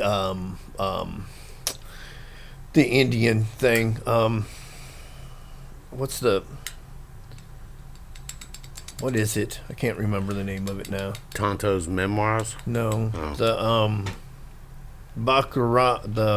I played that one time at the casino. Right. The Baccarat. The Baccarat's hard to play. I'll have to Google it and try and pronounce it. I couldn't figure out the Baccarat.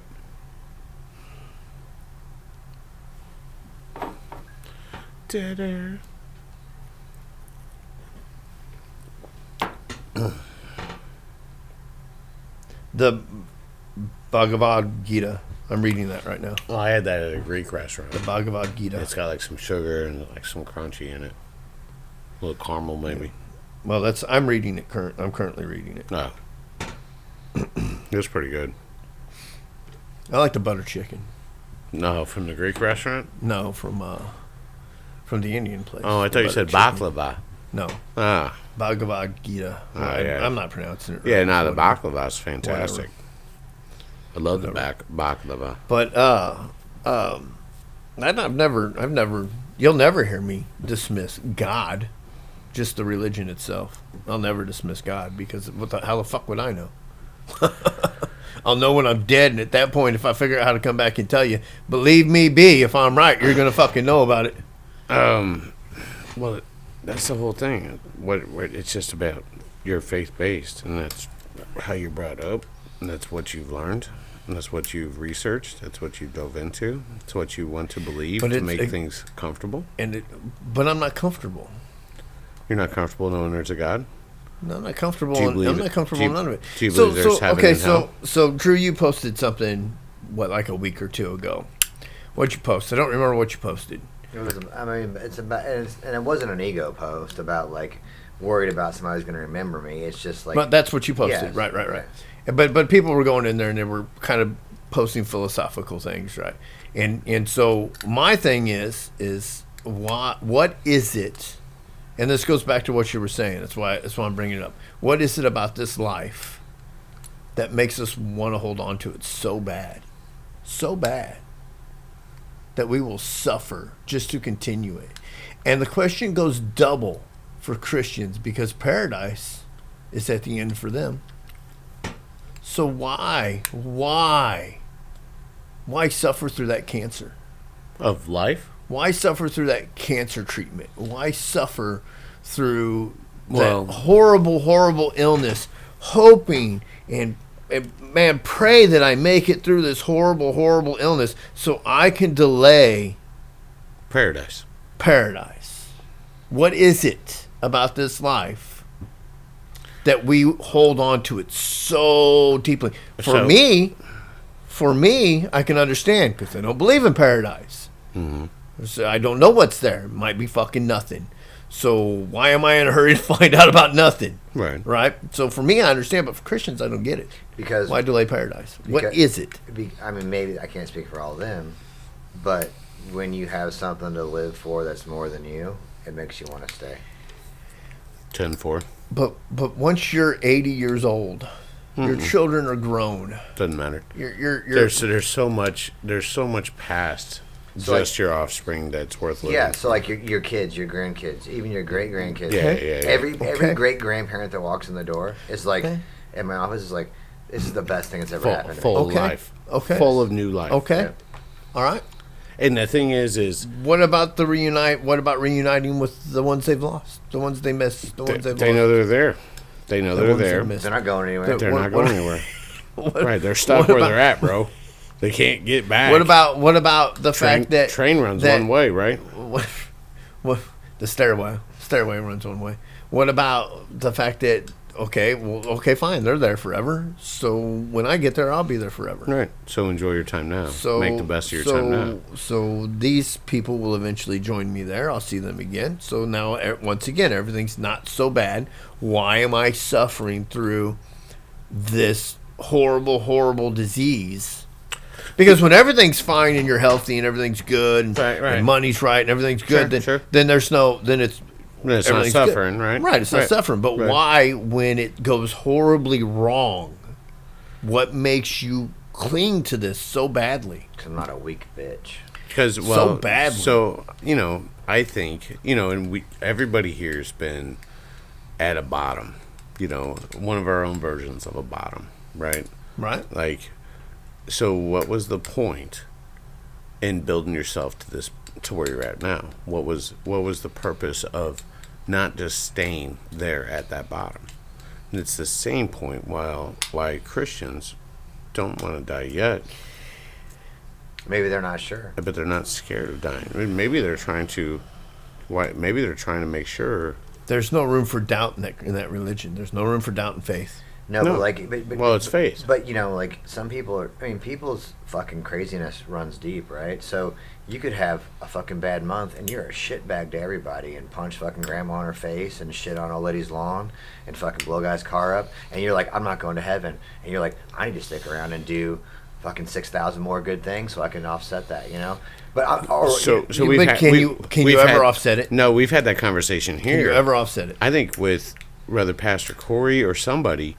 Probably Pastor Corey. Can deeds outweigh the sins? But in that religion, it doesn't matter anyway, because as long as I give myself over to God at that last second. No. That's Christianity. That's Catholicism. That's Christianity too. As long as you repent, then you're getting Christianity into heaven. too. Well, I mean, if you get Catholicism is a little easier. Wash away all my earthly right. sins and transgressions. Right. Everett. Right. but they can do that right there on your deathbed. So. Well, that's why there's somebody walking around with last rites. That's why they read your last rites, get you into heaven. Right. So then at that point, what's the point of doing any good at all? Right. I can just be a murderous asshole my entire life. You really could. Just raping and murdering. Yeah. Raping and murdering. You're adding to the entropy, man. You got to reduce the entropy. Raping and murdering. Well, I mean, and now look at L.A. Good job. I think Chuck did it. Do you know his infatuation? G.I. Joe Space Lasers. His infatuation with fire, right? Who? You. What? No. Yeah. I haven't been to L.A. I'm just saying. I haven't been to L.A. in a long time. Just saying. Chuck's next to the Hollywood sign with the fucking torch. No, I'm going to tell you. He had a job offer on last week's podcast to go out that way, and now all of a sudden it's all burning. But he didn't take the job, supposedly. Right. I mean, I didn't see you for 7 fucking days. So, It takes longer than 7 days to go out there and start a fire and come back. It really doesn't. You can make that motherfucker. I gotta sleep. Hey, it's Yeah, 2,000 miles. So I mean, it really doesn't. Except for me, I love. I enjoy my sleep. I'm gonna Cannonball Run takes in peyote. Yeah, you go on a Cannonball Run. No, wake up and fucking throws your cocktails. He'd be remember that shit. Yo, he'll be in fucking Quebec, bro. I don't even remember that peyote. shit. Hey, you don't remember? I'm gonna pass on that. You didn't know it happened. Yeah, I'm gonna pass that one. Thanks. I don't even remember it. But why? But that. I mean, it all goes back to that. Why? So why question anybody? Why hang on to it so much? So why question or even judge somebody, or not judge, but like why combat them on any forum or on any field? I only judge and combat Christians when they're being hateful assholes for no fucking reason. Well, it's not very Christian-like on the first part. When it isn't needed at all whatsoever, and that's usually the first thing I tell them. Well, it's not. Well, and it's really not. So then that was my issue with a lot of organized churches. It's cliquish. If it was so fucking, if this was truly Christianity, why is this group talking about this group? That's not Christianity already. Why are you on there condemning? Why are you even condemning non-believers? Shouldn't you be approaching them with peace and love? And what was the other thing in the simulation? It's growth, peace, or growth, love. Hold on. I'm just saying a lot of words that Drew said are a lot of words that you hear in the Bible. Yeah. It was fostering love, cooperation, and growth. Love, cooperation, and growth. It contradicts the shit out of that throughout it too, though. Well, sure it does. It really, really, really, really, really, really does. Really, really does. I think that if the stories are fucking awesome. I mean, they're pretty wicked. The Bible, especially the Old Testament, the stories are they're good fucking stories. Well, that's where they're fucked up. That's where a lot of movies have come from the Old Testament. Well, right. And you're like, Jesus. Most movies come from Macbeth. So most movies are Macbeth. Genesis. But like it's invisible touching. Genesis the band? Yeah, exactly. Genesis the band, as Drew just said. Well, it's certainly a land of confusion. Certainly is. So, I mean, maybe shame. That's all. Right. Fair.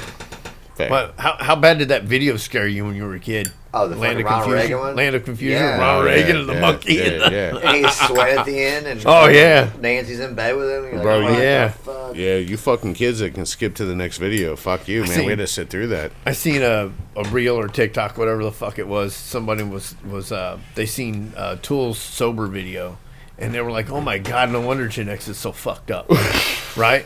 And it's like, you've no fucking clue. What my first experience with Primus was a Mr. Crinkle video at 3 a.m. in the fucking morning when I'm half asleep, and there's this big suited pig mask pig playing a fucking cello or whatever the fuck it is. And I fucking pulled the blanket over my head. What the fuck? Dude, I was so... surrounded by certain... You've no idea. And then you've got the Land of Confusion video, and even the ones that were tame...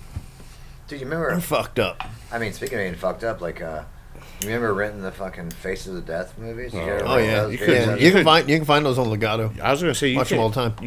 You couldn't rent those at like Blockbuster. No, it was like a local video store. You could rent them. No, you could get them at Blockbuster. They were in the back. Remember, Blockbuster used to have a back. Oh, I didn't know they had a back. They had a back, but then they quit having a back. At some point, they quit having a back room. So what was back there? That wasn't like XXX or nothing. They had XXX. They had the double R rated shit. No shit. I had no idea. Yep. Huh. I never got to go back there because they closed before the point where I could go back there, right? Well, you snuck back there. I snuck back there. I never knew that existed. Yeah, it was there. That was there. I was just trying to get that box candy, bro. The one I can't find though that I want to watch is the Satanist one. I can't find that. I can't find it nowhere. That Faces of Death. I don't remember which one it was for one, and I don't watch them. Yeah, I can't make it through all of them no more because I know that they're all fake now. But still, they had a severed head and a sink with intestines, and it was one of the goriest ones. The one where they fucking bust the monkey's skull open and ate it, that was fake? That was great, yeah, it's all fake. It's all fake. All of it. I don't know. I've never seen any of them. All that shit's fake. They did a good fucking job. They say that it was all fake. Maybe not all of it was fake, but they say it was all fake. Dude, there's one where a car falls on a guy's leg, and that's real. That would 100% happen the exact same way that it fucking shows on the video it happened. It like cut his fucking leg off. And the only reason he's living is because it's got it all pinched off so he can't bleed to fucking death. Right. And then you gotta leave it on there. And the leg's like flailed over here, and there's fucking stringy shit still attaching it somewhat. And yeah, it's fucking. So gory. is that like? But they say that it's all fake. Man, that it was all fake. So they could be saying that so they don't have to. Right, so they don't have to be like, oh yeah. I mean, what's fucked up is that you can see worse shit on Instagram every day now, but like back then it was like. Man, I really hope my Instagram doesn't pick up that. I don't want to see that shit. I don't want to see that shit, bro. Yeah, you can see it. Well, you watch people get their face peeled off while they're still alive. Oh, I've seen that. Yeah, we watched it at the cigar shop on the big TV. Bro, that was the last. That was the last gory shit. Was that cartel shit? Yeah, on the big TV. Yeah, that was brutal, bro. That wasn't even fucking right, Drew. Dude, and this guy was alive. And they peeled his face off. I'm gonna tell you something. There was nothing AI about any of that. That was they cut this motherfucker's face off and filmed it, and I don't know how did I get access to that. I don't remember. Yeah, anyway. I've peeled lots of people's faces off, bro. But they were dead. I know. I'm curious of like the ease of, for a while. I mean, obviously they're gonna scream, but like the ease of doing it when they're alive versus when they're passed, because like it's like a meticulous. Well, here's the thing. Situation. They're not trying to be surgical. No, they're trying to be brutal. They were trying to be surgical.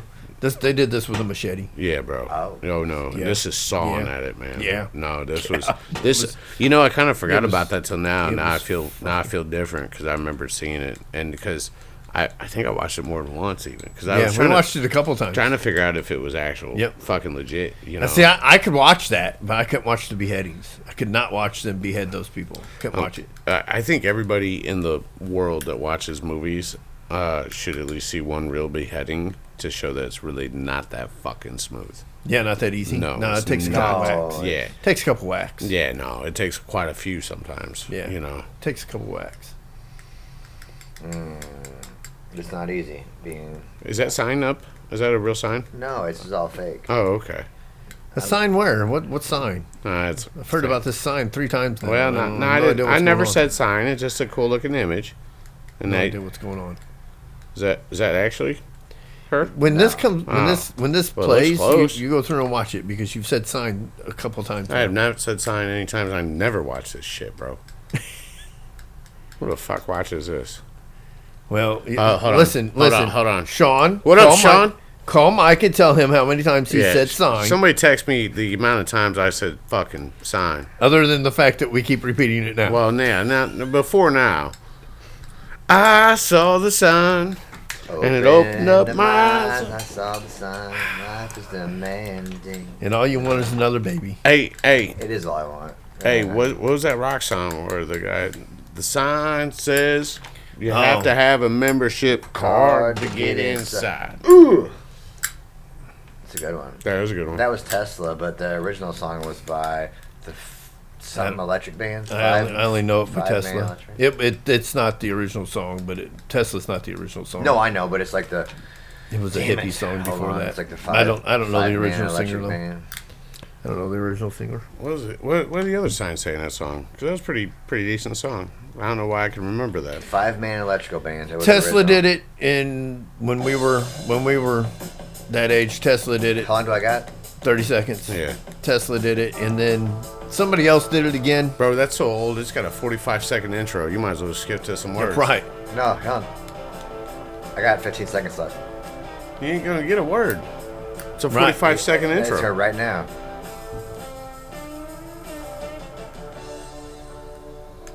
That's all you need right there, and everybody knows what it is. That's all we got, bro. Copyright infringement. Yeah. No, that was 30 seconds, man. Oh, fuck. Getting copyright infringement on a protest song. Yeah. Figure that one the fuck out. But somebody else did it in the 90s. That was Tesla did it in the 80s. 80s, 90s. Tesla this into the 70s, 80s. I think Tesla did it. No, Tesla was in the. It's got to be in mid, like is it early 90s. Yeah, because I was on bowling league, and it was the same time as the fucking Black Crows were out with Their remake of fucking. I believe it was the same time MC Hammer was making his scene. Like he was breaking through MC Hammer. I do not believe it was that late. Yeah. When did the Signs by Tesla come out? Because it was the same time as the Black Crowes did. What were the other signs? What was the other signs? You had to be a membership card to get inside. No long hair hippies somewhere. No long hair freaky people. Yeah, 1990. 1990. So I tucked my hair up. I did not know that. And I went in to ask him why. He said, "You look like a fine, upstanding young man." I said, "You do." I could have sworn that was older than 1990. Tesla's version. I took off my hat and said, "Imagine that." And it's probably because the video looks like it's from the fucking 70s. No, I knew it was 90s because it was popular when I was on Bowling League. But that just means it got popular again. That doesn't mean there were a lot of songs that were popular. It was new. I only listened to that new station. There was a lot of songs that were popular. I only tuned into the in the 90s that were from the fucking 70s. Yeah, like I was saying, like the Black Crowes did "Hard to Handle," and that was a whale song. I don't remember that. Yeah. Because I didn't listen to the Black Crowes. Well, if we're not copyrighted once, we'll try again. Hold on 1 second. Black Crowes, probably. Shit. Play good music at least. The Tesla wasn't bad, but that was a good song, bro. But good music. So "Hard to Handle" was an Otis Redding song from way back. I love Otis Redding. So this is Otis Redding. Hold on, just get out the Grateful Dead. Oh, okay. Yep. Okay. Bro, so that's I remember that song. So that's Otis Redding. No, you know how many rappers sampled that shit too? Right. That's the Black Crowes. Yeah, I remember that song. Yeah, so like they fucking did it. Huh. Otis Redding is better. But Otis Redding. Of course, the original's almost always better. Almost. I mean, it's just about your taste, but dude, I fucking love Otis Redding, man. I might listen to Otis Redding on the way home. That's why I can't stand karaoke, because I just don't want to listen to you get up and destroy good songs. But Danny Wood did a really good job. He went all the way to Vegas. Of what? Karaoke. I don't know what he sung. So. Karaoke. So Dude, you think I listened? Did you see his shirt? No, what did it say? Speaking of Danny Wood. Did it look like a bowling shirt? It had tails on it. Had tails? Oh. It was fancy. Was it a t-shirt with tails? I've been making fun of him for that shirt. Hold on. Was it a t-shirt with tails? No, it was like a Why don't they make t-shirts with tails? It was a conductor shirt, like an orchestra conductor shirt. Yeah, that's like dope. Bugs Bunny used to wear. Yeah. That's what it was. That's what it was. Fuck. Fucking. Do you remember when I've made fun of him every day since he posted that picture. You better be careful, because when Bugs Bunny got heckled, what did he do? Pulled out a gun and shot that motherfucker right in the face. That's true. Not anymore. I wonder if that clip's out there. Cartoon I wonder if that clip's out there. He was out there trying to get the fucking orchestra to get in line. I watched something. Shot that motherfucker. And I was probably at fucking work, because that's all I do at work. Bugs really Bunny, is watch videos. Gangster. And I watched something that said that they had to put Sam, what was his name? Yosemite Sam. Samwise Gamgee. Yosemite Sam. They had to make the Yosemite Sam character because people felt bad for Elmer Fudd. Because he was too dumb, naive, and too dumb. Too dumb. But bro, he couldn't figure out if it was rabbit season or duck season, and the motherfucking animals were telling him. Listen. If I'm out there hunting and an animal tells me it's somebody else's season. Steve couldn't figure it out either. I'm going to tell you, if that LSD pyramid was that strong, bro, I'm just going to sit down with my shotgun and talk to it.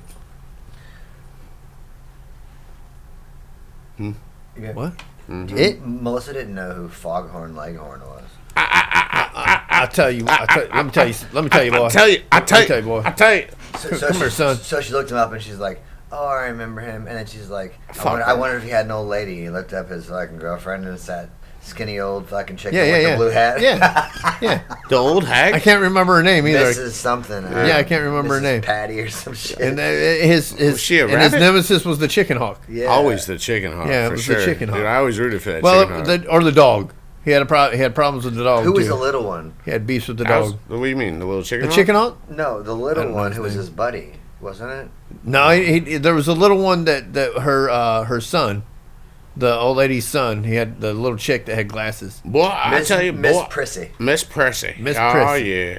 She is not a handsome woman. Miss Prissy. And I don't think Chicken Hawk had a name.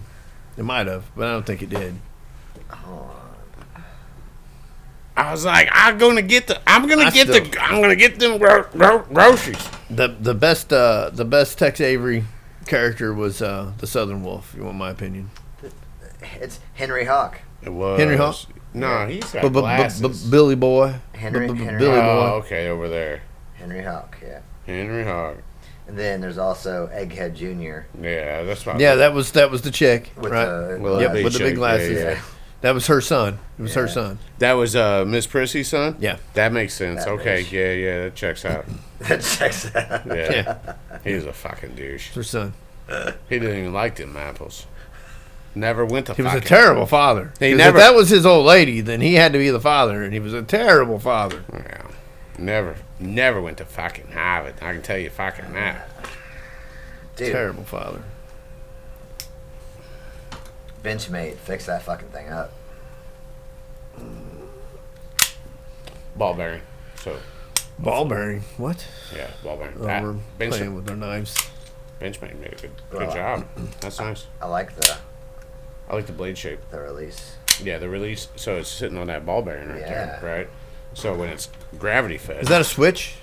That's no. It's not the front. It's a spring. OTF. Yeah. Whatever. Well, Spring. just so we're legal in this fucking state. Benchmade makes that? Mm-hmm. What did it cost originally? I don't know. I got it on trade. About $100. No, $497. $497. I don't know who made this. Who is China? No, this is. I had one I bought from that was spring assisted. Spring assisted. I had one I bought from Pysol. That worked really, really fucking good. Right. But all the paint peeled off of it. And Really? as I used it to cut apples, and then I had to quit cutting apples with it because I kept finding paint chips. You didn't in my like apple. them apples. Yeah. No. Yeah, that's why I didn't get the number. Did you get the number to the knife manufacturer? No. Oh. China. You bought a China knife? But it worked really good. Pysol really selling fucking China good. knives? Yeah. Okay, Fuck. speaking of China. Yeah. It worked really good. Tariffs. Question. Yes. Tariffs. Question. Yeah. Because I had a guy today who was talking to me about it, and I must be totally off on this whole thing. Okay. I understand that the manufacturers don't actually pay for the tariffs. They may pay for something, but they raise the prices so that it makes it more expensive. Right. Scotch right now. Right, okay. So, now... We have this issue currently with Scotland. But I was... Because this guy was telling me they're bad, and I'm like, but they're... In my head, this I could be wrong. I'm not saying this because I don't know. But is there some kind of tipping point where the cost of foreign goods becomes too high, so it forces people to manufacture it here, so it creates jobs? As they should. Yes. Yes. So right. So As they should. So So- should. But he was like, but chip manufacturers and this and that. Like we can't do that here. I'm like, Yes, they we can't can. build fucking factories. No, and so, So here's the thing. we that- can't do it here as cheap as they can do Exactly it there. right. So, but when the tariffs become higher than the U.S. labor rate, so the price is going to reflect all of this. So Yeah. all of this is, everything you're saying is correct. So if you put tariffs on something that outprices what U.S. can make it for, then U.S. makes it. 2016 was a prime example. So we make steel, send it to China, they remake it and sell it back to us, right? So But we manufacture stuff here. Yes. And we send it over there. They manufacture stuff there, and they send it over here. Yes. And But so virtually U.S. steel is going to China and Japan. right. So when somebody says China steel, Singapore. the chances of it actually being made in the U.S. are greater than not being made in the U.S. But U.S. has the best iron ore and makes the fucking best steel, and then ships to China in huge, rather rolls or fucking big slabs, and then China will then reproduce Right. into something else, or a million fucking pocket knives that are super thin because Right. they already have that, and But- they have the fucking labor rate of fucking a third world country in these factories. 8-year-olds. Yes. But China also produces steel, and they sell it here. But the thing to know about That's the a tariffs. different grade, like it's lower The- quality. No. The thing to know about the tariffs, because I'm sure the person, first of all, red and blue don't fucking matter. It's the same Nope. goddamn bird. Don't fucking matter. The thing to know about the tariffs is if you're taking that hard side to the blue, is that when they come into office, they didn't revoke a single fucking tariff he put in place. That's what he said. That's what he said. They didn't revoke a single fucking one. Yeah. So if the tariffs are so fucking bad, blue people, Smurfs, then why didn't they revoke them? Right. So I mean, there's all kinds of things going on with that, we should be manufacturing here anyway, and I think that's the fucking end goal to begin with. So let's go a little deeper, right? So surfacely, yes, of course, we would love to have everything made here by our people that we buy with Nobody our wants money. to work though, right? No, don't even get into that part of it. So here's the other thing. In Granite City, how much of that is even owned by U.S. companies? All the cokers are owned by foreign entities. Almost everything. No, they stopped. They banned that. No, they didn't ban that. They blocked Nippon from buying U.S. steel. They blocked Nippon. Yeah. Just like TikTok went down for a few hours, and now all of a sudden it's owned by a U.S. company. By Meta. I can't buy. I can't buy a car that fast from the fucking dealership. So get the fuck out of here with all of that. Well, they seen it coming. Well, no matter what, it's been coming since. That's why they've been talking about that shit for 6 fucking years. Right. So but now there's 171 million users for the app. That's half your population, and it's not the half guaranteed to be the fucking ones that voted or didn't vote for you. This could be this is a mixture of votes. So now you're voting fucking power, which who gives a fuck? It's not who you're voting for at all. It's BlackRock and Vanguard State Street. We already that's know who the fuck it is. We already know all that, but nobody fucking pays attention to that. And that's not even the fucking tip of it. There is a global dark state that runs this entire planet. Yes, and they are all building the bunker. And next thing you know, we're gonna get free fucking SIM chips for our phones, right? Free calls, and you can't free internet, and they're gonna put this fucking tone out that makes us all kill each other. And I've seen that movie. And only the Wasn't that the Twilight Zone? No, and only the elite are in the cavern. That would have been a good call by Hitchcock. So it might have been originally, but it was the Kingsman. But they will never fucking know because you can't invest because nobody has the clearance to even begin to try and investigate. So if you got close enough, right? I guarantee you, I have all the places that take iron ore and make fucking steel, right? Somebody in BlackRock State Street, they own it. They own all of it. They own it, and no matter what, the bottom dollar goes to them. Right. Nobody believes you about that shit either until you go like, well, who's your power company? They tell you who your power company is, then you show them. It's owned by Vanguard. It's owned by BlackRock Vanguard State Street. What? It's owned by these 3 entities. That's why they either own it or they are heavily invested in it. They have majority stock. Right. Yeah. Right. Yeah. No matter what, if they buy one fucking share, they control what the fuck's going on. Period. American Water, Charter Spectrum, Time Warner, Ameren.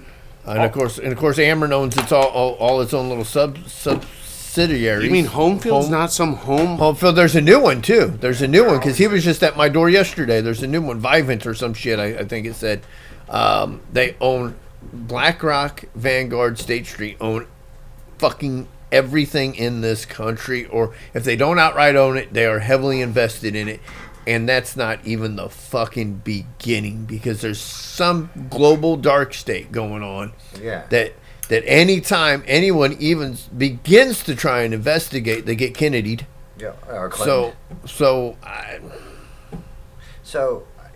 yeah. I mean, that's there. But do you think that if it gets to that tipping point, that people would actually go to like work in the factories to make, fucking chips and do all that stuff? Because that's what it comes down to. Like, America's been fucking made to be a service economy where people don't have to actually fucking physically work.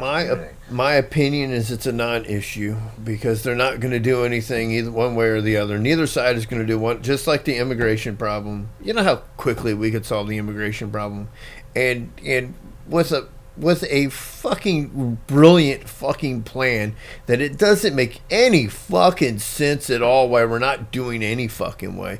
We send Mexico 39, is it million or billion? We send Mexico a fraction of what we've sent you, a fraction every year of what we've sent, a fucking fraction of what we sent Ukraine just in the last year. They are directly connected to us. How is them being a third world poor country, if they're still a third world country? I don't know if they're still considered a third world country or not. But how is them being so poor? How is that not a very humanitarian issue? No, well, humanitarian issue. But how is it not a security issue? Yeah. For the country, how is it not a security issue? Why the fuck are we still boycotting Cuba? Why? Why are we not providing Cuba? But this is the problem, and they're never going to fix these things because then they can't run on them no more. Wow. But why are we still boycotting them? If we started flooding if we lifted the boycott tomorrow. It's not a boycott, by the way. Well, whatever. What is it? Embargo. If we lifted the embargo tomorrow, and we started flooding them with all this new shit, cell phones and blah blah blah blah blah blah. You can get all this shit now. You can get all this shit now. You can get all this shit now. Anyway. Right. They can deal with any country but the U.S. Right. So Chinese phones are there. But let's say the U.S. frees it up, frees whatever the fuck we've got going on up. How long does it take for them to start swaying from alliance with other communist countries more towards? And how is that not a fucking security issue? It is. That's how the embargo started. Is the Cuban Missile Crisis. It makes no fucking, none of it makes sense, and it does, and that's why they're never going to fucking solve it, because then they can't run on it no more. Well, it's because they botched up the JFK assassination, the mob did, so they took Cuba from them. So I don't know. Every casino there was fucking mob ran, mob owned. So, but go back to that question. You know, at what point will people start? Well, if we fix this fucking problem with our southern border and our southern neighbor, and we start fucking helping them and enabling them to catch up with us, and taking care of, helping them to take care of the issues that their corruption and so forth. You know what I mean? At least get them to the level of corruption where the people don't know it's corrupt and aren't dying in the fucking streets because of, where they're not killing presidents anymore. They're just buying them. You know what I mean? That's what they've been doing. They buy presidents. No, they buy them. They kill them. They kill them all the time. They kill government officials all the time. Take money. Do you think that, like, right? Let's say they had some deal. Let's in a fantasy. But that's where your workforce would come from, right there. In your fantasy world, actually not your fantasy world, but in a fantasy world, like in La La Unicorn Land. Yeah, La La that's what I call it. Let's say like the president of Mexico and Trump get together and are like, hey, I want to fucking take a vote. We're going to join your country. Hey, I've already said that. Fuck Canada. Right. Mexico's got the good food, the beautiful women, the better weather. But that should be our 51st state. We just go roll down there and take it. So then, if they do that, then they legalize all drugs, then the cartels go away, right? Well, we can get rid of the cartels without that. We can control the cartels without that. They do it in this country all the fucking time. In fact, we probably already control most of the cartels. Most of your alphabet boys are supplying the cartels with money, intel, transportation routes, everything that they need to succeed for other favors done that we can't legally get to. That's why Mexico's not actually dangerous for Americans, because the cartel does not want to fuck with you. They don't fuck with us. If you go down to fucking, you really have to piss, and it's got to be a stupid motherfucker, and they're gonna serve him up on a platter after he does kill you. Yeah. They're gonna serve him up on a fucking platter. Well, at least just his head. Remember the person going down there for like weight loss surgery, and they got kidnapped and fucking. Oh yeah. That motherfucker. They're like, oh, hold on, that's that fucking tart over there. Right. Here he is. That was a case solved right there. Sucks for that. The cartel did it. Yeah, the cartel serves them up. They don't want to fuck with you. We have cartels here. It's called Pfizer. It's called fucking, it's all these motherfuckers. They buy drugs from these countries, from these cartels, to make their fucking drugs. Do you think there's enough opium in Vietnam to fucking supply just here? Afghanistan, Vietnam, whatever the fuck, right? So... No, they have to pull it from illegal sources as well as legal sources to make their fucking to get it all to do what to sell to us through fucking doctors to make it right. And they're supplying the fentanyl to these lower countries, and then these countries are cutting it down. I guarantee that fentanyl and all these drugs were always tried in a third world country as a care package or something. Oh yeah, to see how it reacts. And human trials don't count if they're not here. Doesn't it have like a bunch of lithium and shit too for chips and smartphones? And well, so didn't fucking I don't know Carolina about that. Too. I don't. Ukraine's just a very very easily corruptible. Well, of course they were. And they installed. They were just so easily to install their own the cooperating president who was a fucking comedian on a TV show. But, I mean, people go to that, but we had Ronald Reagan. So, maybe the people did elect him. We elect likable people. That's my president. Ronald Reagan. But I got his book. Fucking Nancy. It's all bullshit. It's all bullshit. Yeah. It's like China. I've been seeing a lot of that here lately too. Oh, we can't have an app on our phones, but China can own all this farmland. China's buying that farmland because they can no longer farm soybean over there. Their soil's not good. Their soil will not grow soybean no more. At the end of the day, that's why they're buying the farmland. No, it's not. At the end of the day, whoever has the land has the power. Period. How many years this time? How many cycles of topsoil we have left? Not right now. 5 or 7 if we keep industrial farming, 5 or 7. Bullshit. No, it's true. It's true. Based on your math, the same thing that we're spending. It's true. I took a pee and I didn't even miss the toilet.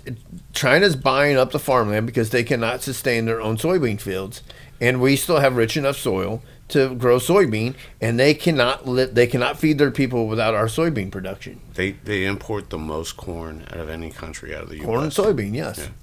So that is why they're buying the farmland. They don't have to buy it. They could just keep importing it like they are. They need some of that magic soil. They still have to, but they still have to. Either way, they still have to import it. They have to import it, right? Hey, either way, they still have to import it. So there's nothing wrong with the import that it was going. Just like the corn. But if they buy the farmland, they grow it cheaper. Then you control the food prices of the whole fucking. Yes. So and then the one who controls the food that we have to have. There's a nefarious based on the land. Yes, there's a nefarious thing, but of course there's a nefarious thing behind it. You're dealing with world government. Why don't I sell to anybody I don't know? I don't sell to anybody I don't know because why? But at the same time, there's a real, true reason why they're buying it, and it's to grow the soybeans because their soil can no longer sustain. So why do they own soybean production? 80% of the ports in this country. Do they own 80% of the ports in this country? Look up the amount of ports that China owns or their subsidiaries that own the ports in this country. They own businesses at the ports, or they own the ports? They own the ports. They own the land? They own the ports. They also own ports a foreign entity en route to America. So Africa got a bunch of money from China because they built fucking ports there. So I didn't pay Georgia for the port fees. I paid China for the port fees. No, Georgia's actually one that's not. I paid Georgia's actually one that's not. So remember the port strike? Yeah. Yeah. So the ports that weren't striking were the ones not owned by China. Not striking were not owned by China. I'm sure they own some. I mean, I don't know about own, but are heavily involved. Look it up. That's the thing. Have you? I know we got to go, but have you heard of Terra Preta? No. Terra Preta is a soil that I think it was the Mayans or the Incans, whoever was down there thousands of years ago, they created in the rainforest, and it's a combination of certain bacteria, certain minerals and stuff. So GMO'd. They created a soil that's all GMO. That's self-replicating, right? Right. And it creates a very fertile soil because the soil in there is not great for growing everything, just like you're saying. Right. So, but they find it in huge patches in certain places where they obviously made it, and so this soil grows everything incredibly, but they can't reproduce this soil. What I'm saying, for our topsoil, right? Why couldn't they go down there and they can do all this amazing shit, but they can't reproduce this soil? Well, they planted the whole rainforest down there. I know what I'm saying. It's all foreign plant. But they can't reproduce that soil for us.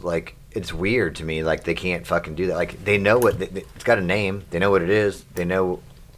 So why can't they engineer it? Reverse engineer it. And so you're telling me your math guys can fucking figure out that we're spending 1,000 miles an hour. But they can't remember reading something soil in the very beginning of the whole whatever Kennedy this is that's coming on board. Him saying that they were gonna bring it into industrial farming. So they were going to start phasing industrial farming, which is what needs to fucking happen. I know, a lot of people are industrial farming is also the number one contributor to global climate change. The number one contributor. I disagree. It's not real. Yeah, 100%. You can look at the maps. Well, if the maps have us going closer to the sun all the time, which you guys have both has stated. I didn't say. I said climate change is a natural process. Yeah, it is. Well, no, it is a natural process, but we're not helping it. No, 100%. We're not helping it. Because the cows are farting? No, because of industrial farming. Because it's red on a fucking screen one time when they fucking scrape the ground? Because it's not only is it red that time, but it's red again. It fluctuates. It fluctuates, and it goes straight along with the all industrial farms do the exact whatever same they thing. call it. Whatever they call it. It's just like the dust, no matter the where Dust Bowl, right? Back in the whatever that was. Right. Well, that was, right. And that's because that was poor irrigation. These fucking people didn't know how to fucking farm and manage the topsoil, and so it fucking ruined all that shit. And now every year we suck all the nutrients out with all the shit we're putting on it. Well, that was because of drought and all kinds of shit. That was drought, but that was all kinds of irrigation. More farming techniques. Yeah, right. No irrigation. Right. Which we have some of. I mean, I don't know why California burns so long. There's an ocean over there. There's salt in it, and it fucking ruins the soil. But California burns so long because of bad land management. Because they gave in to the fucking tree hugging hippies. There was a in lake the 90s in California. That was as big as it was the 9th largest freshwater lake in the world. And then they diverted. And they fucking emptied it. Yeah, that motherfucker. It's called Lake Tulare. And it was, you look it up on your fucking phone. It was almost covered the entire middle of the state, and it's gone. So they probably diverted for farmers. Canals. Yeah, they divert for farms. And then indigenous people get their water rights too. So they can move there. Yeah. Right, so they can build there. Yeah, so they can build there, so they move it around. They destroyed it, and so if that was there, and it was collecting water. You've been to Vegas a couple times, right? You can see the watermarks in Lake Mead. Oh, yeah, it's terrible. Yeah, it's way the fuck down there. They're finding bodies down there. Everybody but Jimmy Hoffa. So, anyway, thanks for watching episode 153. Thanks, Drew, for coming in. I know you were a lot of windshield time, so I appreciate you. Of course. Driving a little bit further to come do the podcast with us. Maybe let's shoot for a guest for next week. It's not the coldest up here. No, it's nice. Can't get your barber on? Huh? Can't get your barber on? I can ask the barber to come the fuck on. Talk about his Confluence barbering, and then maybe you can figure out your website issue. I think it's user error because everybody else seems to be able to book. I think Chuck is highly tech savvy, so... Yeah, Windows 95. Oh. I'm also highly frustrated with tech savvy shit, so I tried it 3 times, and I said, well, fuck this shit. You did better than me. I couldn't even log into my accountant, so I fucking